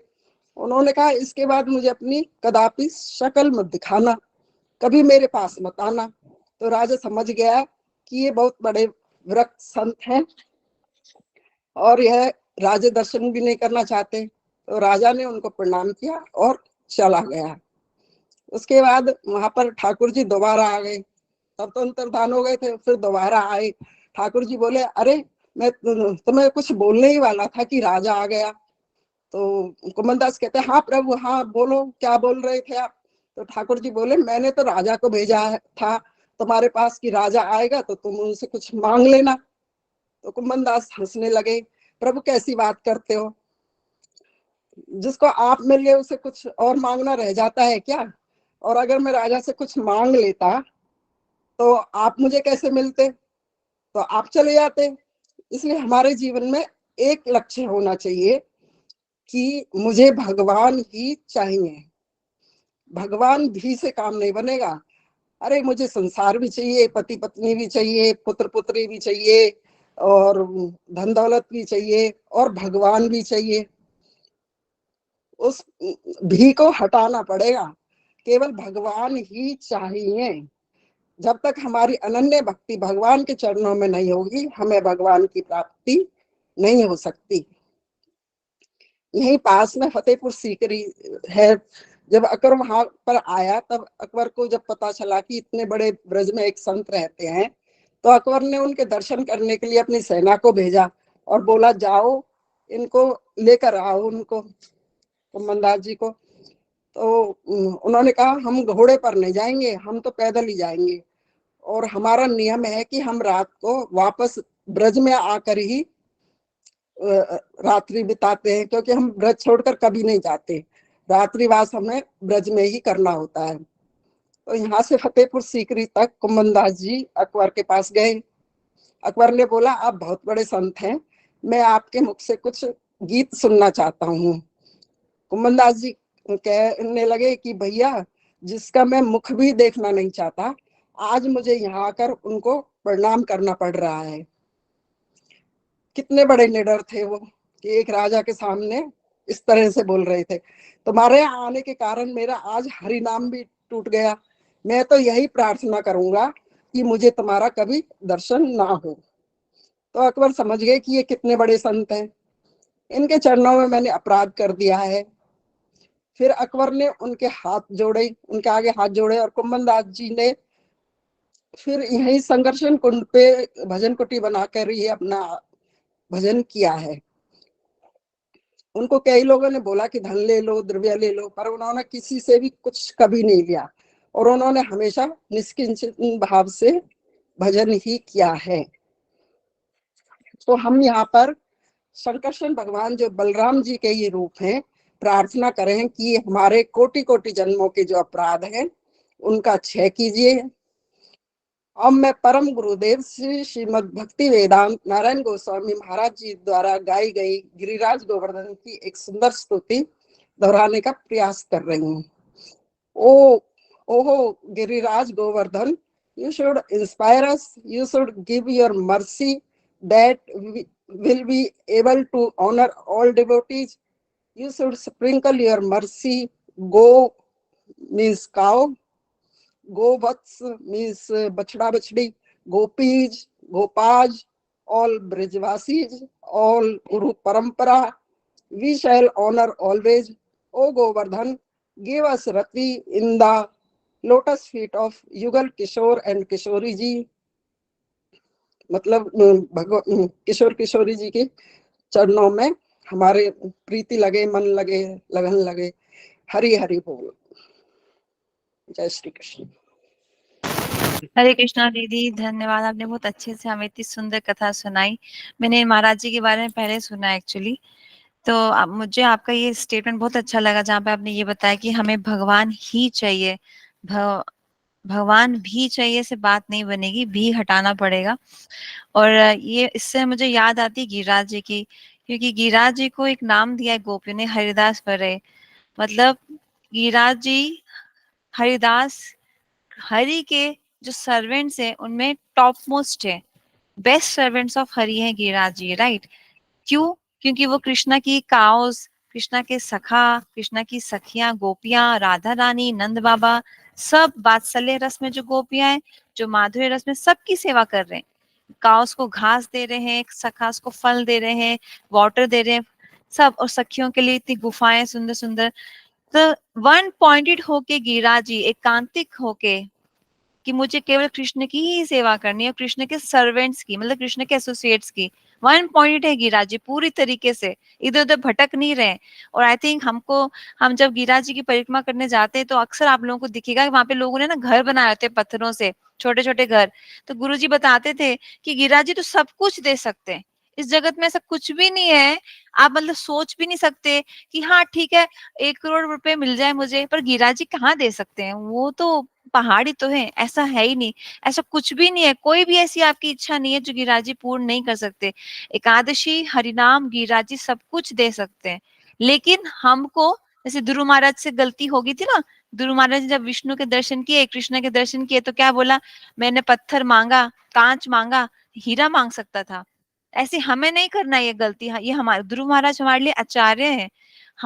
हमको संसार की कोई भी वस्तु इनसे नहीं मांगनी है। अगर हमको राधा रानी ने इतनी कृपा की, हमको नारायण महाराज से जोड़ दिया, तो हम उनसे बस कुछ पैसे मांग लेंगे। ये तो ऐसे हो गया, मोदी जी आए, हमने बोला एक नौकरी दे दो। तो हमें ऐसा बनियागिरी नहीं करना है। प्रहलाद महाराज भी हमारे आचार्य के रूप में, उन्होंने भी हमें शिक्षा दी। जब नरसिंह भगवान प्रकट हुए तो बोले कुछ मांगो, नहीं मुझे बनियागिरी नहीं करनी है। तो ये सब लेसन है हमारे लिए। प्रहलाद महाराज, ध्रुव चरित्र, प्रहलाद चरित्र से हम सीख सकते हैं कि कैसे हमें पहले अच्छा साधक बन के तभी हम रूपानुगा भक्ति में प्रवेश कर सकते हैं। पहले वैदिक भक्ति को अच्छे से जकड़ लो, पकड़ लो, समझ लो। ग्रेजुअल इम्प्रूवमेंट होता है, ग्रेजुअल एडवांसमेंट होती है। तो हमको ये हरिदास जी के जैसे गोपियां भी इनको शरणागत हो रही है, गोपियां भी इनको, हरिदास जी को, गिरिराज जी को शरणागत हो रही है कि हे गिरदास हरिदास जी आप सबसे महान हो, जबकि गोपियों से महान कोई है ही नहीं। कह रही नहीं, गिरिराज जी महान है, हमको प्लीज कृपा दे दो। तो मुझे आपकी लाइन बहुत अच्छी लगी। और आपने जिस तरीके से बताया कि वो जो भक्त होते हैं वो कभी सेंस एंजॉयर्स के दर्शन भी नहीं करते हैं। तो वो राजा होके उन साधुओं को बोला था आओ मुझे कुछ सुनाओ। तो मुझे महाप्रभु का वो याद आया जहाँ पे प्रताप रुद्र मिलना चाहते थे महाप्रभु से, लेकिन महाप्रभु ने शिक्षा दिया कि नहीं, मैं राजा को दर्शन नहीं दूंगा, राजा के पास नहीं जाऊंगा, उसका दर्शन नहीं करूंगा। सेंस, क्योंकि राजा भोगी होता है, राजा भोगी तो होता है, वो क्या करता है, वो ऑर्डर्स देता है और एंजॉय करता है।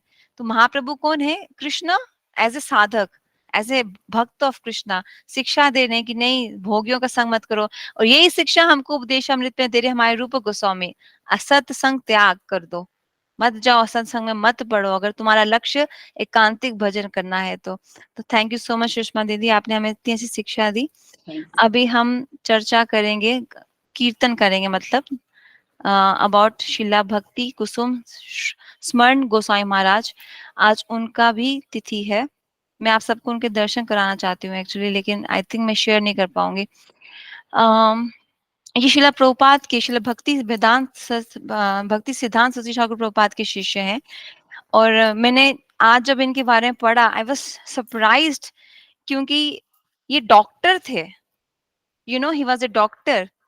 तो मतलब मैंने जितना भी अपने कॉर्पोरेट वर्ल्ड में, सोसाइटी में, अपने फ्रेंड सर्कल में समझा है, लोग अक्सर ये धारणा रखते हैं कि जो भक्त होते हैं ना वो तो यूजलेस होते हैं, जब कुछ आता नहीं है, कोई पैसा नहीं कमा सकता, या बुढ़ा हो गया, या उसका पति मर गया, तो वो भजन कर सकता है।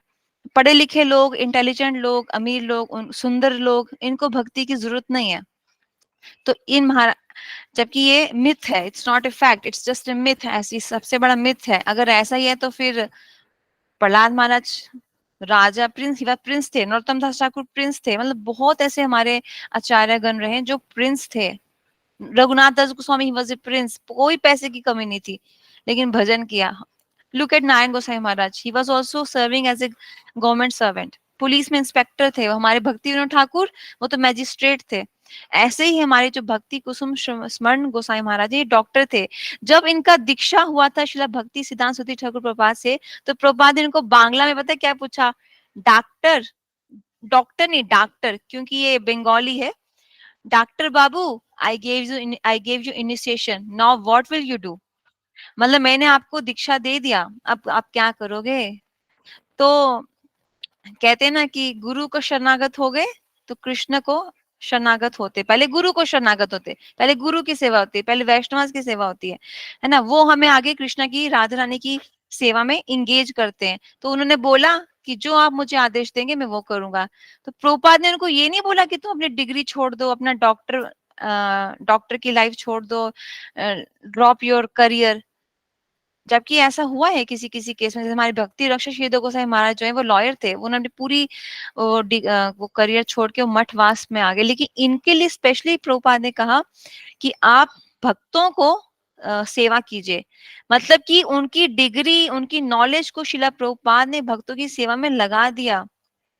भक्ति रक्षा श्री गोसाई महाराज को भी ऐसे ही किया था प्रभुपाद ने।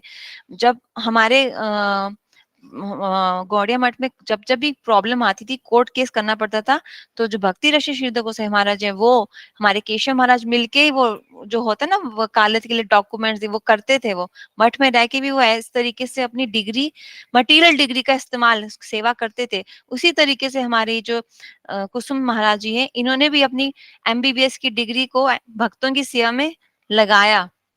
तो यहाँ पे लिखा है कि Srila Prabhupada ordered him to go to Sridham Mayapur, Mayapur में भेजा उनको, and serve the devotees there. वहां जाके उन्होंने भक्तों की सेवा की, यूजिंग हिज मेडिकल साइंस, अपनी मेडिकल साइंस की नॉलेज और डिग्री को उन्होंने संतों की सेवा में इस्तेमाल किया। जैसे हमने अभी रसिकानंद प्रभु जी के उसमें भी कथा में भी सुना, श्रवण किया कि उन्होंने संतों की ज्यादा सेवा करी थी देन कृष्ण सेवा। कृष्णा की सेवा से ज्यादा अधिक महत्व उन्होंने दिया वैष्णव की सेवा को, क्योंकि तुम्हार हृदय करे गोविंद विश्राम। कृष्णा हमको भक्ति नहीं दे सकते, कृष्णा विषय तत्व है, हमको आश्रय तत्व के पास जाना पड़ेगा। जैसे हमारे नारायण महाराज है, श्रीधर महाराज है, हमारे जितने भी गुरुजन है, शिक्षा गुरु दीक्षा गुरु, ये आश्रय तत्व है। विषय तत्व कौन है? कृष्ण। वो हमको भक्ति नहीं दे सकते, हाँ वो हमें अपने भक्त दे सकते हैं। गुरु की कृपा से भक्त मिलता है, भक्त की कृपा से कृष्ण मिलते हैं। कृष्ण मिलते मतलब कृष्ण सेवा, कृष्ण प्रेम। तो पहले ये समझना पड़ेगा हमको। इसलिए कहते हैं संबंध अविद्या प्रयोजन, जो पूरा प्रोसेस हमको महाप्रभु ने दिया है उसमें से संबंध सबसे पहले गुरु से होता है, सबसे पहले संबंध वैष्णव से होता है। वो हमको बीज देते हैं भक्ति का, वो आगे जाके भक्ति लता इतना बड़ा पेड़ बन जाता है, आसमान तक जा सकता है कि हमें वो प्रेम दे देता है। उस जगत की वस्तु, चित जगत की वस्तु जो इस जड़ीय जगत की वस्तु नहीं है, वो यहाँ की वस्तु क्या है? काम, क्रोध, लोभ, आसक्तियां, पैसा, रुतबा, प्रतिष्ठा, मुक्ति, ये इस जगत की वस्तुएं हैं। इसमें तो हम अनंत कोटि का से पढ़ रहे हैं, सड़ रहे हैं, गल रहे हैं, कुछ नहीं मिल रहा, अभी भी कुछ नहीं मिल रहा, अभी भी वही इच्छाएं हमारे अंदर सता रही है, हमको पनप रही है अंदर और हमारे, है ना। तो इनका जन्म एक्चुअली, महाराज जी का जन्म आज के दिन हुआ था, मतलब गोवर्धन अन्नकूट के दिन, सच ऑस्पिशियस डे। और इनका जो कॉम्प्लेक्शन था वो कृष्ण की तरह था, इसलिए इनके पिताजी ने इनका नाम पता है क्या रखा? कानू, प्रेम से कानू। तो हमारी यशोदा मैया भी कृष्ण को कानू ही बुलाती है, कानू, कन्हैया। इनके पिताजी का नाम है दुर्गा चरण और उनकी माता जी का नाम है बहुत सुंदर श्रीमती योग माया देवी। अभी हम उनकी चर्चा कर रहे थे ना कि कैसे योग माया भुला देती है यशोदा मैया को कि तुम भगवान की माँ हो। इट्स बिकॉज ऑफ योग माया कृष्ण कभी कभी भूल जाते, कभी कभी मतलब भगवान को सब कुछ याद भी रहता है और भगवान लीला का रस आस्वादन करने के लिए भूल भी जाते हैं कि वो भगवान है। अगर भगवान को याद रहेगा कि वो भगवान है तो वो कैसे डरेंगे? वो नाटक नहीं कर रहे हैं डरने का यशोदा मैया के सामने कि मैं नाटक करता हूँ भक्तों के लिए। He is actually scared of Yashoda मैया स्टिक। वो सच में स्केर्ड थे। वो स्केर्ड वो इसलिए हुए कि योग माया ने वो अरेंजमेंट किया, है ना। तो इनकी माता जी का नाम था योग माया देवी और ये ढाका डिस्ट्रिक्ट में हुए थे, विच इज इन बांग्लादेश। तो बांग्लादेश बंगाली से पहले एक ही होता था, आप सबको पता है, राइट। बाद में पार्टीशन हो गया और इस सबको पहले, इस सबको गुप्त वृंदावन बोलते हैं। नवद्वीप भी हमारा उसमें आता है ना, वेस्ट बंगाल में। तो उसी के आगे जो बांग्लादेश अलग कंट्री है, जब वहां पे इनका जन्म होता। इनफैक्ट हमारे बहुत सारे आचार्य बांग्लादेश से हैं। अब वो देश अलग हो गया तो हम लोग वहां अभी जा नहीं पा रहे, लेकिन बहुत सारे हमारे आचार्यगण बांग्लादेश में प्रकट हुए हैं। तो ये हमें अपनी लाइफ से ये सिखाते हैं कि हमें बहुत जोश से भजन करना चाहिए। शुद्ध भक्त, वो अभी हमें पुष्पा दीदी ने क्या शिक्षा दी कि क्या लिखा, क्या बोला था उन्होंने? कृष्ण, कृष्ण ही चाहिए, कृष्ण भी नहीं, संसार भी चाहिए, ये भी चाहिए, नहीं, कृष्ण ही चाहिए। तो ये हमको महाराज जी भी यही दिखाते हैं कि मुझे कृष्ण ही चाहिए। तो इनकी माता जी से इन्होंने एक बार सुन लिया था, इनकी माता जी ने बोला कि यू शुड प्रे कि तुम भक्त बनो, भगवान से क्या मांगो कि तुम्हें भक्ति मिले, मे आई बिकम ए शुद्ध भक्त। इनकी माता जी ने इनको शिक्षा दी। कहते हैं ना, माँ पहला गुरु होती है, माँ पहला गुरु होती है। एक बार श्यामा रानी दीदी के भी मैंने उनकी कथा में सुना था कि असली माँ, अच्छी माँ, परफेक्ट माँ कौन होती है? जो ये वाव लेती है, वचन लेती है कि मेरा कोख से जो बच्चा जन्म लिया है कि अब आगे से किसी भी और माँ की कोख में जन्म नहीं लेगा, मतलब ये भगवान के धाम चले जाए, इसी जन्म में भगवत प्राप्ति। No more birth and death for my child. कोई ऐसी माँ आपने देखी है अपने आसपास जो ऐसे वर्ड्स बोलती हो कि मेरा बच्चा, मेरी बच्ची, बेटा फिर आज के बाद कभी जन्म ले ही ना, अभी इसके बाद भगवान राधा रानी के चरणों में नियुक्त हो जाए, गोलोक धाम चले जाए। हरे कृष्णा, किसी ने हैंड रेज किया है, कोई बोलना चाहता है क्या कुछ? I guess not. तो ये जब उन्होंने सुना अपनी माँ से तो वो even he prayed in the same way कि हे भगवान मुझे अपनी शुद्ध भक्ति प्रदान कर दीजिए। और इनकी माँ भी भक्त थी, जैसे हमारे वामन गोसाई महाराज है, उनकी माता भक्त थी और वो 10 साल की आयु में ही अपने पुत्र को गौड़िया मठ पे भेज दी थी, प्रभुपाद केशव महाराज के शेल्टर में। और इन्होंने एक बार अपनी माता का फुट वाटर भी ग्रहण किया है। मुझे तो ये बहुत सुंदर लगा कि he accepted, he honoured the feet dust of his devotee mother. अपनी माँ को वो गुरु मानते थे, वैष्णव मानते थे। अक्सर हमारे साथ ऐसा होता है कि हम सब भक्त लोग साथ में रहते हैं, हस्बैंड वाइफ भक्त हैं, बच्चे भी भक्त हैं, सबका हरि नाम हुआ है, सबका इनिशिएशन हुआ है, लेकिन आपस में वो कहीं ना कहीं एक दूसरे को फॉर ग्रांटेड लेने लग जाते हैं कि है वैष्णव है लेकिन मेरा बच्चा है ना, तो कैसे भी ट्रीट करेंगे, है वैष्णव है लेकिन मेरी पत्नी है ना, है तो पहले मेरी दासी। तो हमें ये याद रखना है कि मेरा बेटा, मेरा पति, मेरी पत्नी, मेरे बच्चे पहले वैष्णव है, then they are my husband, wife और चिल्ड्रन। तो इन महाराज जी ने एक्चुअली अपनी माता जी का फूड वाटर एक्सेप्ट किया था, इवन दो उनकी जन्म देने वाली माँ थी, लेकिन ही एक्सेप्टेड कि ये वैष्णव है, she is a pure devotee. सिर्फ प्योर प्योर डिवोटी का ही चरणामृत हम ग्रहण कर सकते हैं, कनिष्ठ का नहीं। ये बात समझने वाली है, हर किसी का चरणामृत नहीं लिया जाता है, ठीक है। और आगे इनके बारे में ये भी कहा जा रहा है कि ये इन्होंने ढाका मिटफोर्ड मेडिकल स्कूल, अब नाम से समझ में आता है मिटफोर्ड मतलब ये अंग्रेजों का था, उस टाइम पे अंग्रेजों का शासन था हमारे देश में, ये अंग्रेजी में बहुत निपुण थे।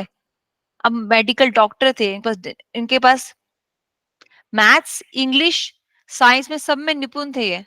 मतलब इतने इंटेलिजेंट होने के बाद भी ये प्रभुपाद से जुड़े, भक्ति में जुड़े और भगवान से बोल रहे। मतलब आमतौर पे देखो एक डॉक्टर का क्या सपना होता है, मैं अपना क्लिनिक खोलूं, है ना, मेरे मेरे क्लिनिक के बाहर लंबी सी लाइन हो पेशेंट्स की, मैं हर किसी से खूब पैसा बटोरूं और मेरा अपना बंगला हो, पेंट हाउस हो, ये हो वो हो। He is not saying all this to Prabhupada and to Krishna, what he is asking for is कि मुझे शुद्ध भक्ति मिले, है ना। हम एक डॉक्टर को जानते हैं, अभी उनसे मिले थे, तो बता रहे थे कि उन्होंने अपने क्लिनिक बनाया है और क्लिनिक के ऊपर में उनका एक घर है जिसको वो हॉलिडे होम बोलते हैं। मतलब उनका ये विचार है कि कभी कभी मैं यहाँ पे छुट्टियां मनाने आऊंगा, उसमें उन्होंने अपना पेंट वो बनाया हुआ है, जकूजी एंड ऑल दोस। तो ये है जड़िए डॉक्टर, मटेरियल वर्ल्ड के डॉक्टर। अब वही मटेरियल डिग्री से ये जो हमारे महाराज जी हैं, Kusum Kusum Smaran Gosai Maharaj, he is not praying for any such thing, मेरा अपना हॉलिडे हाउस, हॉलिडे होम हो, उसमें जकूजी हो, उसमें मेरे बच्चे नहाए। What he is praying for शुद्ध भक्ति। इसलिए कहते हैं कि जितना ज्यादा हम भक्तों के बारे में सुनेंगे, पढ़ेंगे, समझेंगे, उनकी तिथियों पे खास तौर से, उतना ज्यादा हमें समझ में आएगा कि हमारी इच्छा। गुरुदेव कहते हैं हमें पता ही नहीं कि हमें प्रेयर क्या करना है। नाय महाराज कहते हैं कि हमें पता ही नहीं है हमें प्रेयर क्या करना है, इसलिए हमको पुष्पा दीदी ने अभी जो बताया वो प्रेयर, वही ऑथेंटिक प्रेयर है। ऑलवेज आस्क फॉर भक्ति एंड शुद्ध साधु संग। दीदी दस मेरा बज दस बज गए, मैं फटाफट खत्म करती हूँ, सॉरी। कोई कुछ बोलना चाहता था? दीदी मेरा नाम सुषमा है, आप पुष्पा कह रहे थे। ओह सॉरी सॉरी, सुषमा माता जी, सॉरी। हाँ, तो आई एम सॉरी, थोड़ा लेट हो गया आज का प्रोग्राम, इट्स ऑलरेडी 10 o'clock। मैं फटाफट इसको फिनिश करने का प्रयास करती हूँ। तो शिला प्रभुपाद ने जो हमारे भक्ति सिद्धांत सरस्वती ठाकुर प्रभुपाद ने जो फर्स्ट गौड़िया मठ खोला था मायापुर में, वहां के ये प्रेसिडेंट रह चुके हैं, चेयरमैन एंड प्रेसिडेंट, मतलब supreme authority, top most authority में थे। आई डोंट नो आप में से कितने लोग मायापुर जा चुके हैं, आप आई एम श्योर गए होंगे बहुत सारे लोग। तो फर्स्ट गौड़िया मठ है और उसको अकार मठ राज कहा जाता है। हमारा जब जय ध्वनि होता है ना, उसमें उसका जय वो लगाया जाता है, अकार मठ राज चैतन्य मठ की जय, ऐसे बोला जाता है। तो वहां पे इन्होंने सर्विस की है और इनका नाम इनिशिएशन के बाद इनका नाम पड़ गया था श्री कृष्ण कांति। प्रभुपाद ने इनको दिया था श्री कृष्ण कांति। उन्होंने सर्व किया है वहां पे गुरु, इनके गुरुदेव को मतलब प्रभुपाद को, गौर सुंदर को, श्री गंधर्विका गिरधारी जी को, इन अकार मठराज श्री योगपीठ एंड एंड शिवास आंगन। शिवास आंगन को बोला जाता है संकीर्तन रासस्थली, जैसे वृंदावन में बोला जाता है ना ये रासस्थली है, रासस्थली। वो हमारा वो जो है क्या कहते हैं उसको, आई फॉरगॉट, वो जो गोपेश्वर महादेव के पास स्थान है उसको रासस्थली बोला जाता है, वंशीवट। ऐसे जो शिवास आंगन है इसको संकीर्तन रासस्थली बोला जाता है। यहाँ पे रात भर संकीर्तन होता था, महाप्रभु सोते नहीं थे कि थोड़ी देर सो जाता हूँ 5-6 घंटा। आगे जाके प्रभुपाद ने इनको एक मैगजीन नादिया प्रकाश का एडिटर, पब्लिकेशन मैनेजर भी बनाया। मतलब इन्होंने डिफरेंट तरीके से सेवा की है, इंग्लिश हो, पब्लिकेशन हो, प्रचार हो, मेडिकल डिग्री हो, हर तरीके से सेवा की है। जैसे हर हमारे गिरिराज जी ने सबकी सेवा करी है, काउस की, गोपा जी गोपीस की, ऐसे इन्होंने भी। प्रभुपाद ने जो बोला ठीक है पब्लिकेशन मैनेजर बन जाओ, बन गए। प्रभुपाद ने बोला ठीक है टेम्पल का चेयरमैन बन जाओ, योगपीठ का, बन गए। प्रभुपाद ने कहा भक्तों की सेवा करो, डॉक्टर बन गए, वो भी बन गए। जो जो आदेश इनके गुरुदेव ने दिया उसका पूरा इन्होंने अच्छे से पालन किया। तो हमें ये शिक्षा मिलती है कि कभी भी गुरुदेव कोई भी आदेश दे हमें उसका पालन अच्छे से करना चाहिए। 10 नाम अपराध में एक नाम अपराध क्या है, जब हम अपने गुरुदेव की आज्ञा का पालन नहीं करते, उनकी उल्लंघना कर देते हैं। ये मुझसे कैसे होगा, मेरे में क्षमता नहीं है। जब आदेश मिलते हैं उसके साथ शक्ति भी मिलती है ना। तो हमें प्रार्थना करनी चाहिए आज गिरिराज जी से, प्रेमानंद रसिकानंद प्रभु जी से, हमारे ये जो भक्ति कुसुम गोसाई महाराज जी, इनसे भी, कि आप सब ने जिस भाव पूर्वक, श्रद्धा पूर्वक इतना सुंदर अच्छा भजन किया है, आपका हरिनाम में इतना रुचि रहा है, प्रगाढ़ प्रेम रहा है, आपका भक्तों में श्रद्धा रही है, आपका हरिनाम में, भक्तों में, धाम में हमेशा आपका वास रहा है। गिरिराज जी जानबूझ के वृंदावन में बस गए। गिरिराज जी ने नहीं बोला मुझे अमेरिका में छोड़ दो हनुमान जी उनको पता था हनुमान जी ले जा रहे हैं, लेकिन अगले युग में तो कृष्ण आएंगे, काश मैं यहाँ पे बस वृंदावन में रुक जाऊं, वृंदावन से गुजर रहा हूँ, काश मैं यहीं पे बस जाऊं, फिर वो सब कृष्णा के भक्त लोग मेरे ऊपर से गुजरेंगे, उनका फुट डस्ट मुझे मिलेगा, काश ऐसा हो जाए, ऐसा हो जाए। उनकी इच्छा पूर्ण हो गई। तो महाप्रभु भी यही कहते हैं, क्या कहते हैं, हरिनाम करो, भागवत पढ़ो, साधु संग करो, धाम में वास करो और डीटी वर्शिप करो। तो हमें प्रार्थना करनी चाहिए, जो जो लोग धाम में वास नहीं कर पा रहे वो प्रार्थना कर सकते हैं हरिदास गिरिराज महाराज से कि हम सबको हम सबको धाम में वास मिले, हम सबका हरिनाम अच्छे से हो और हम सब भक्तों की बहुत दिल से श्रद्धा पूर्वक निष्काम होकर सेवा करें, है ना। किसी को कुछ पूछना है या कुछ ऐड करना है? कीर्तन करने का टाइम है क्या हमारे पास? बिकॉज इट्स वेरी लेट, 10:05 हो गया। हरे कृष्णा दीदी। हरे कृष्णा। 10:05 हो गए, 10:05 हो गया है आज के प्रोग्राम में। जी। अगर आप कहें तो कीर्तन कर सकते हैं, अदरवाइज हम आज का प्रोग्राम यहाँ पे end हाँ दीदी, हाँ कर दीजिए, एंड कर लेते हैं। नेक्स्ट टाइम कीर्तन कर लीजिएगा, वो दीदी जो आज नहीं कर पाई नेक्स्ट टाइम कर लेंगी। जी दीदी, ठीक है। ठीक है दीदी। हरे कृष्णा। हरे कृष्णा। वंशकल्पतरुश्च कृपा सिंधु बेवचा पतितनां पावनेभ्यो वैष्णवेभ्यो नमो नमः। हरे कृष्णा आप सबको प्रणाम। दंडवत प्रणाम दीदी, हरे दंडवत कृष्णा प्रणाम। दीदी, दंडवत प्रणाम। हरे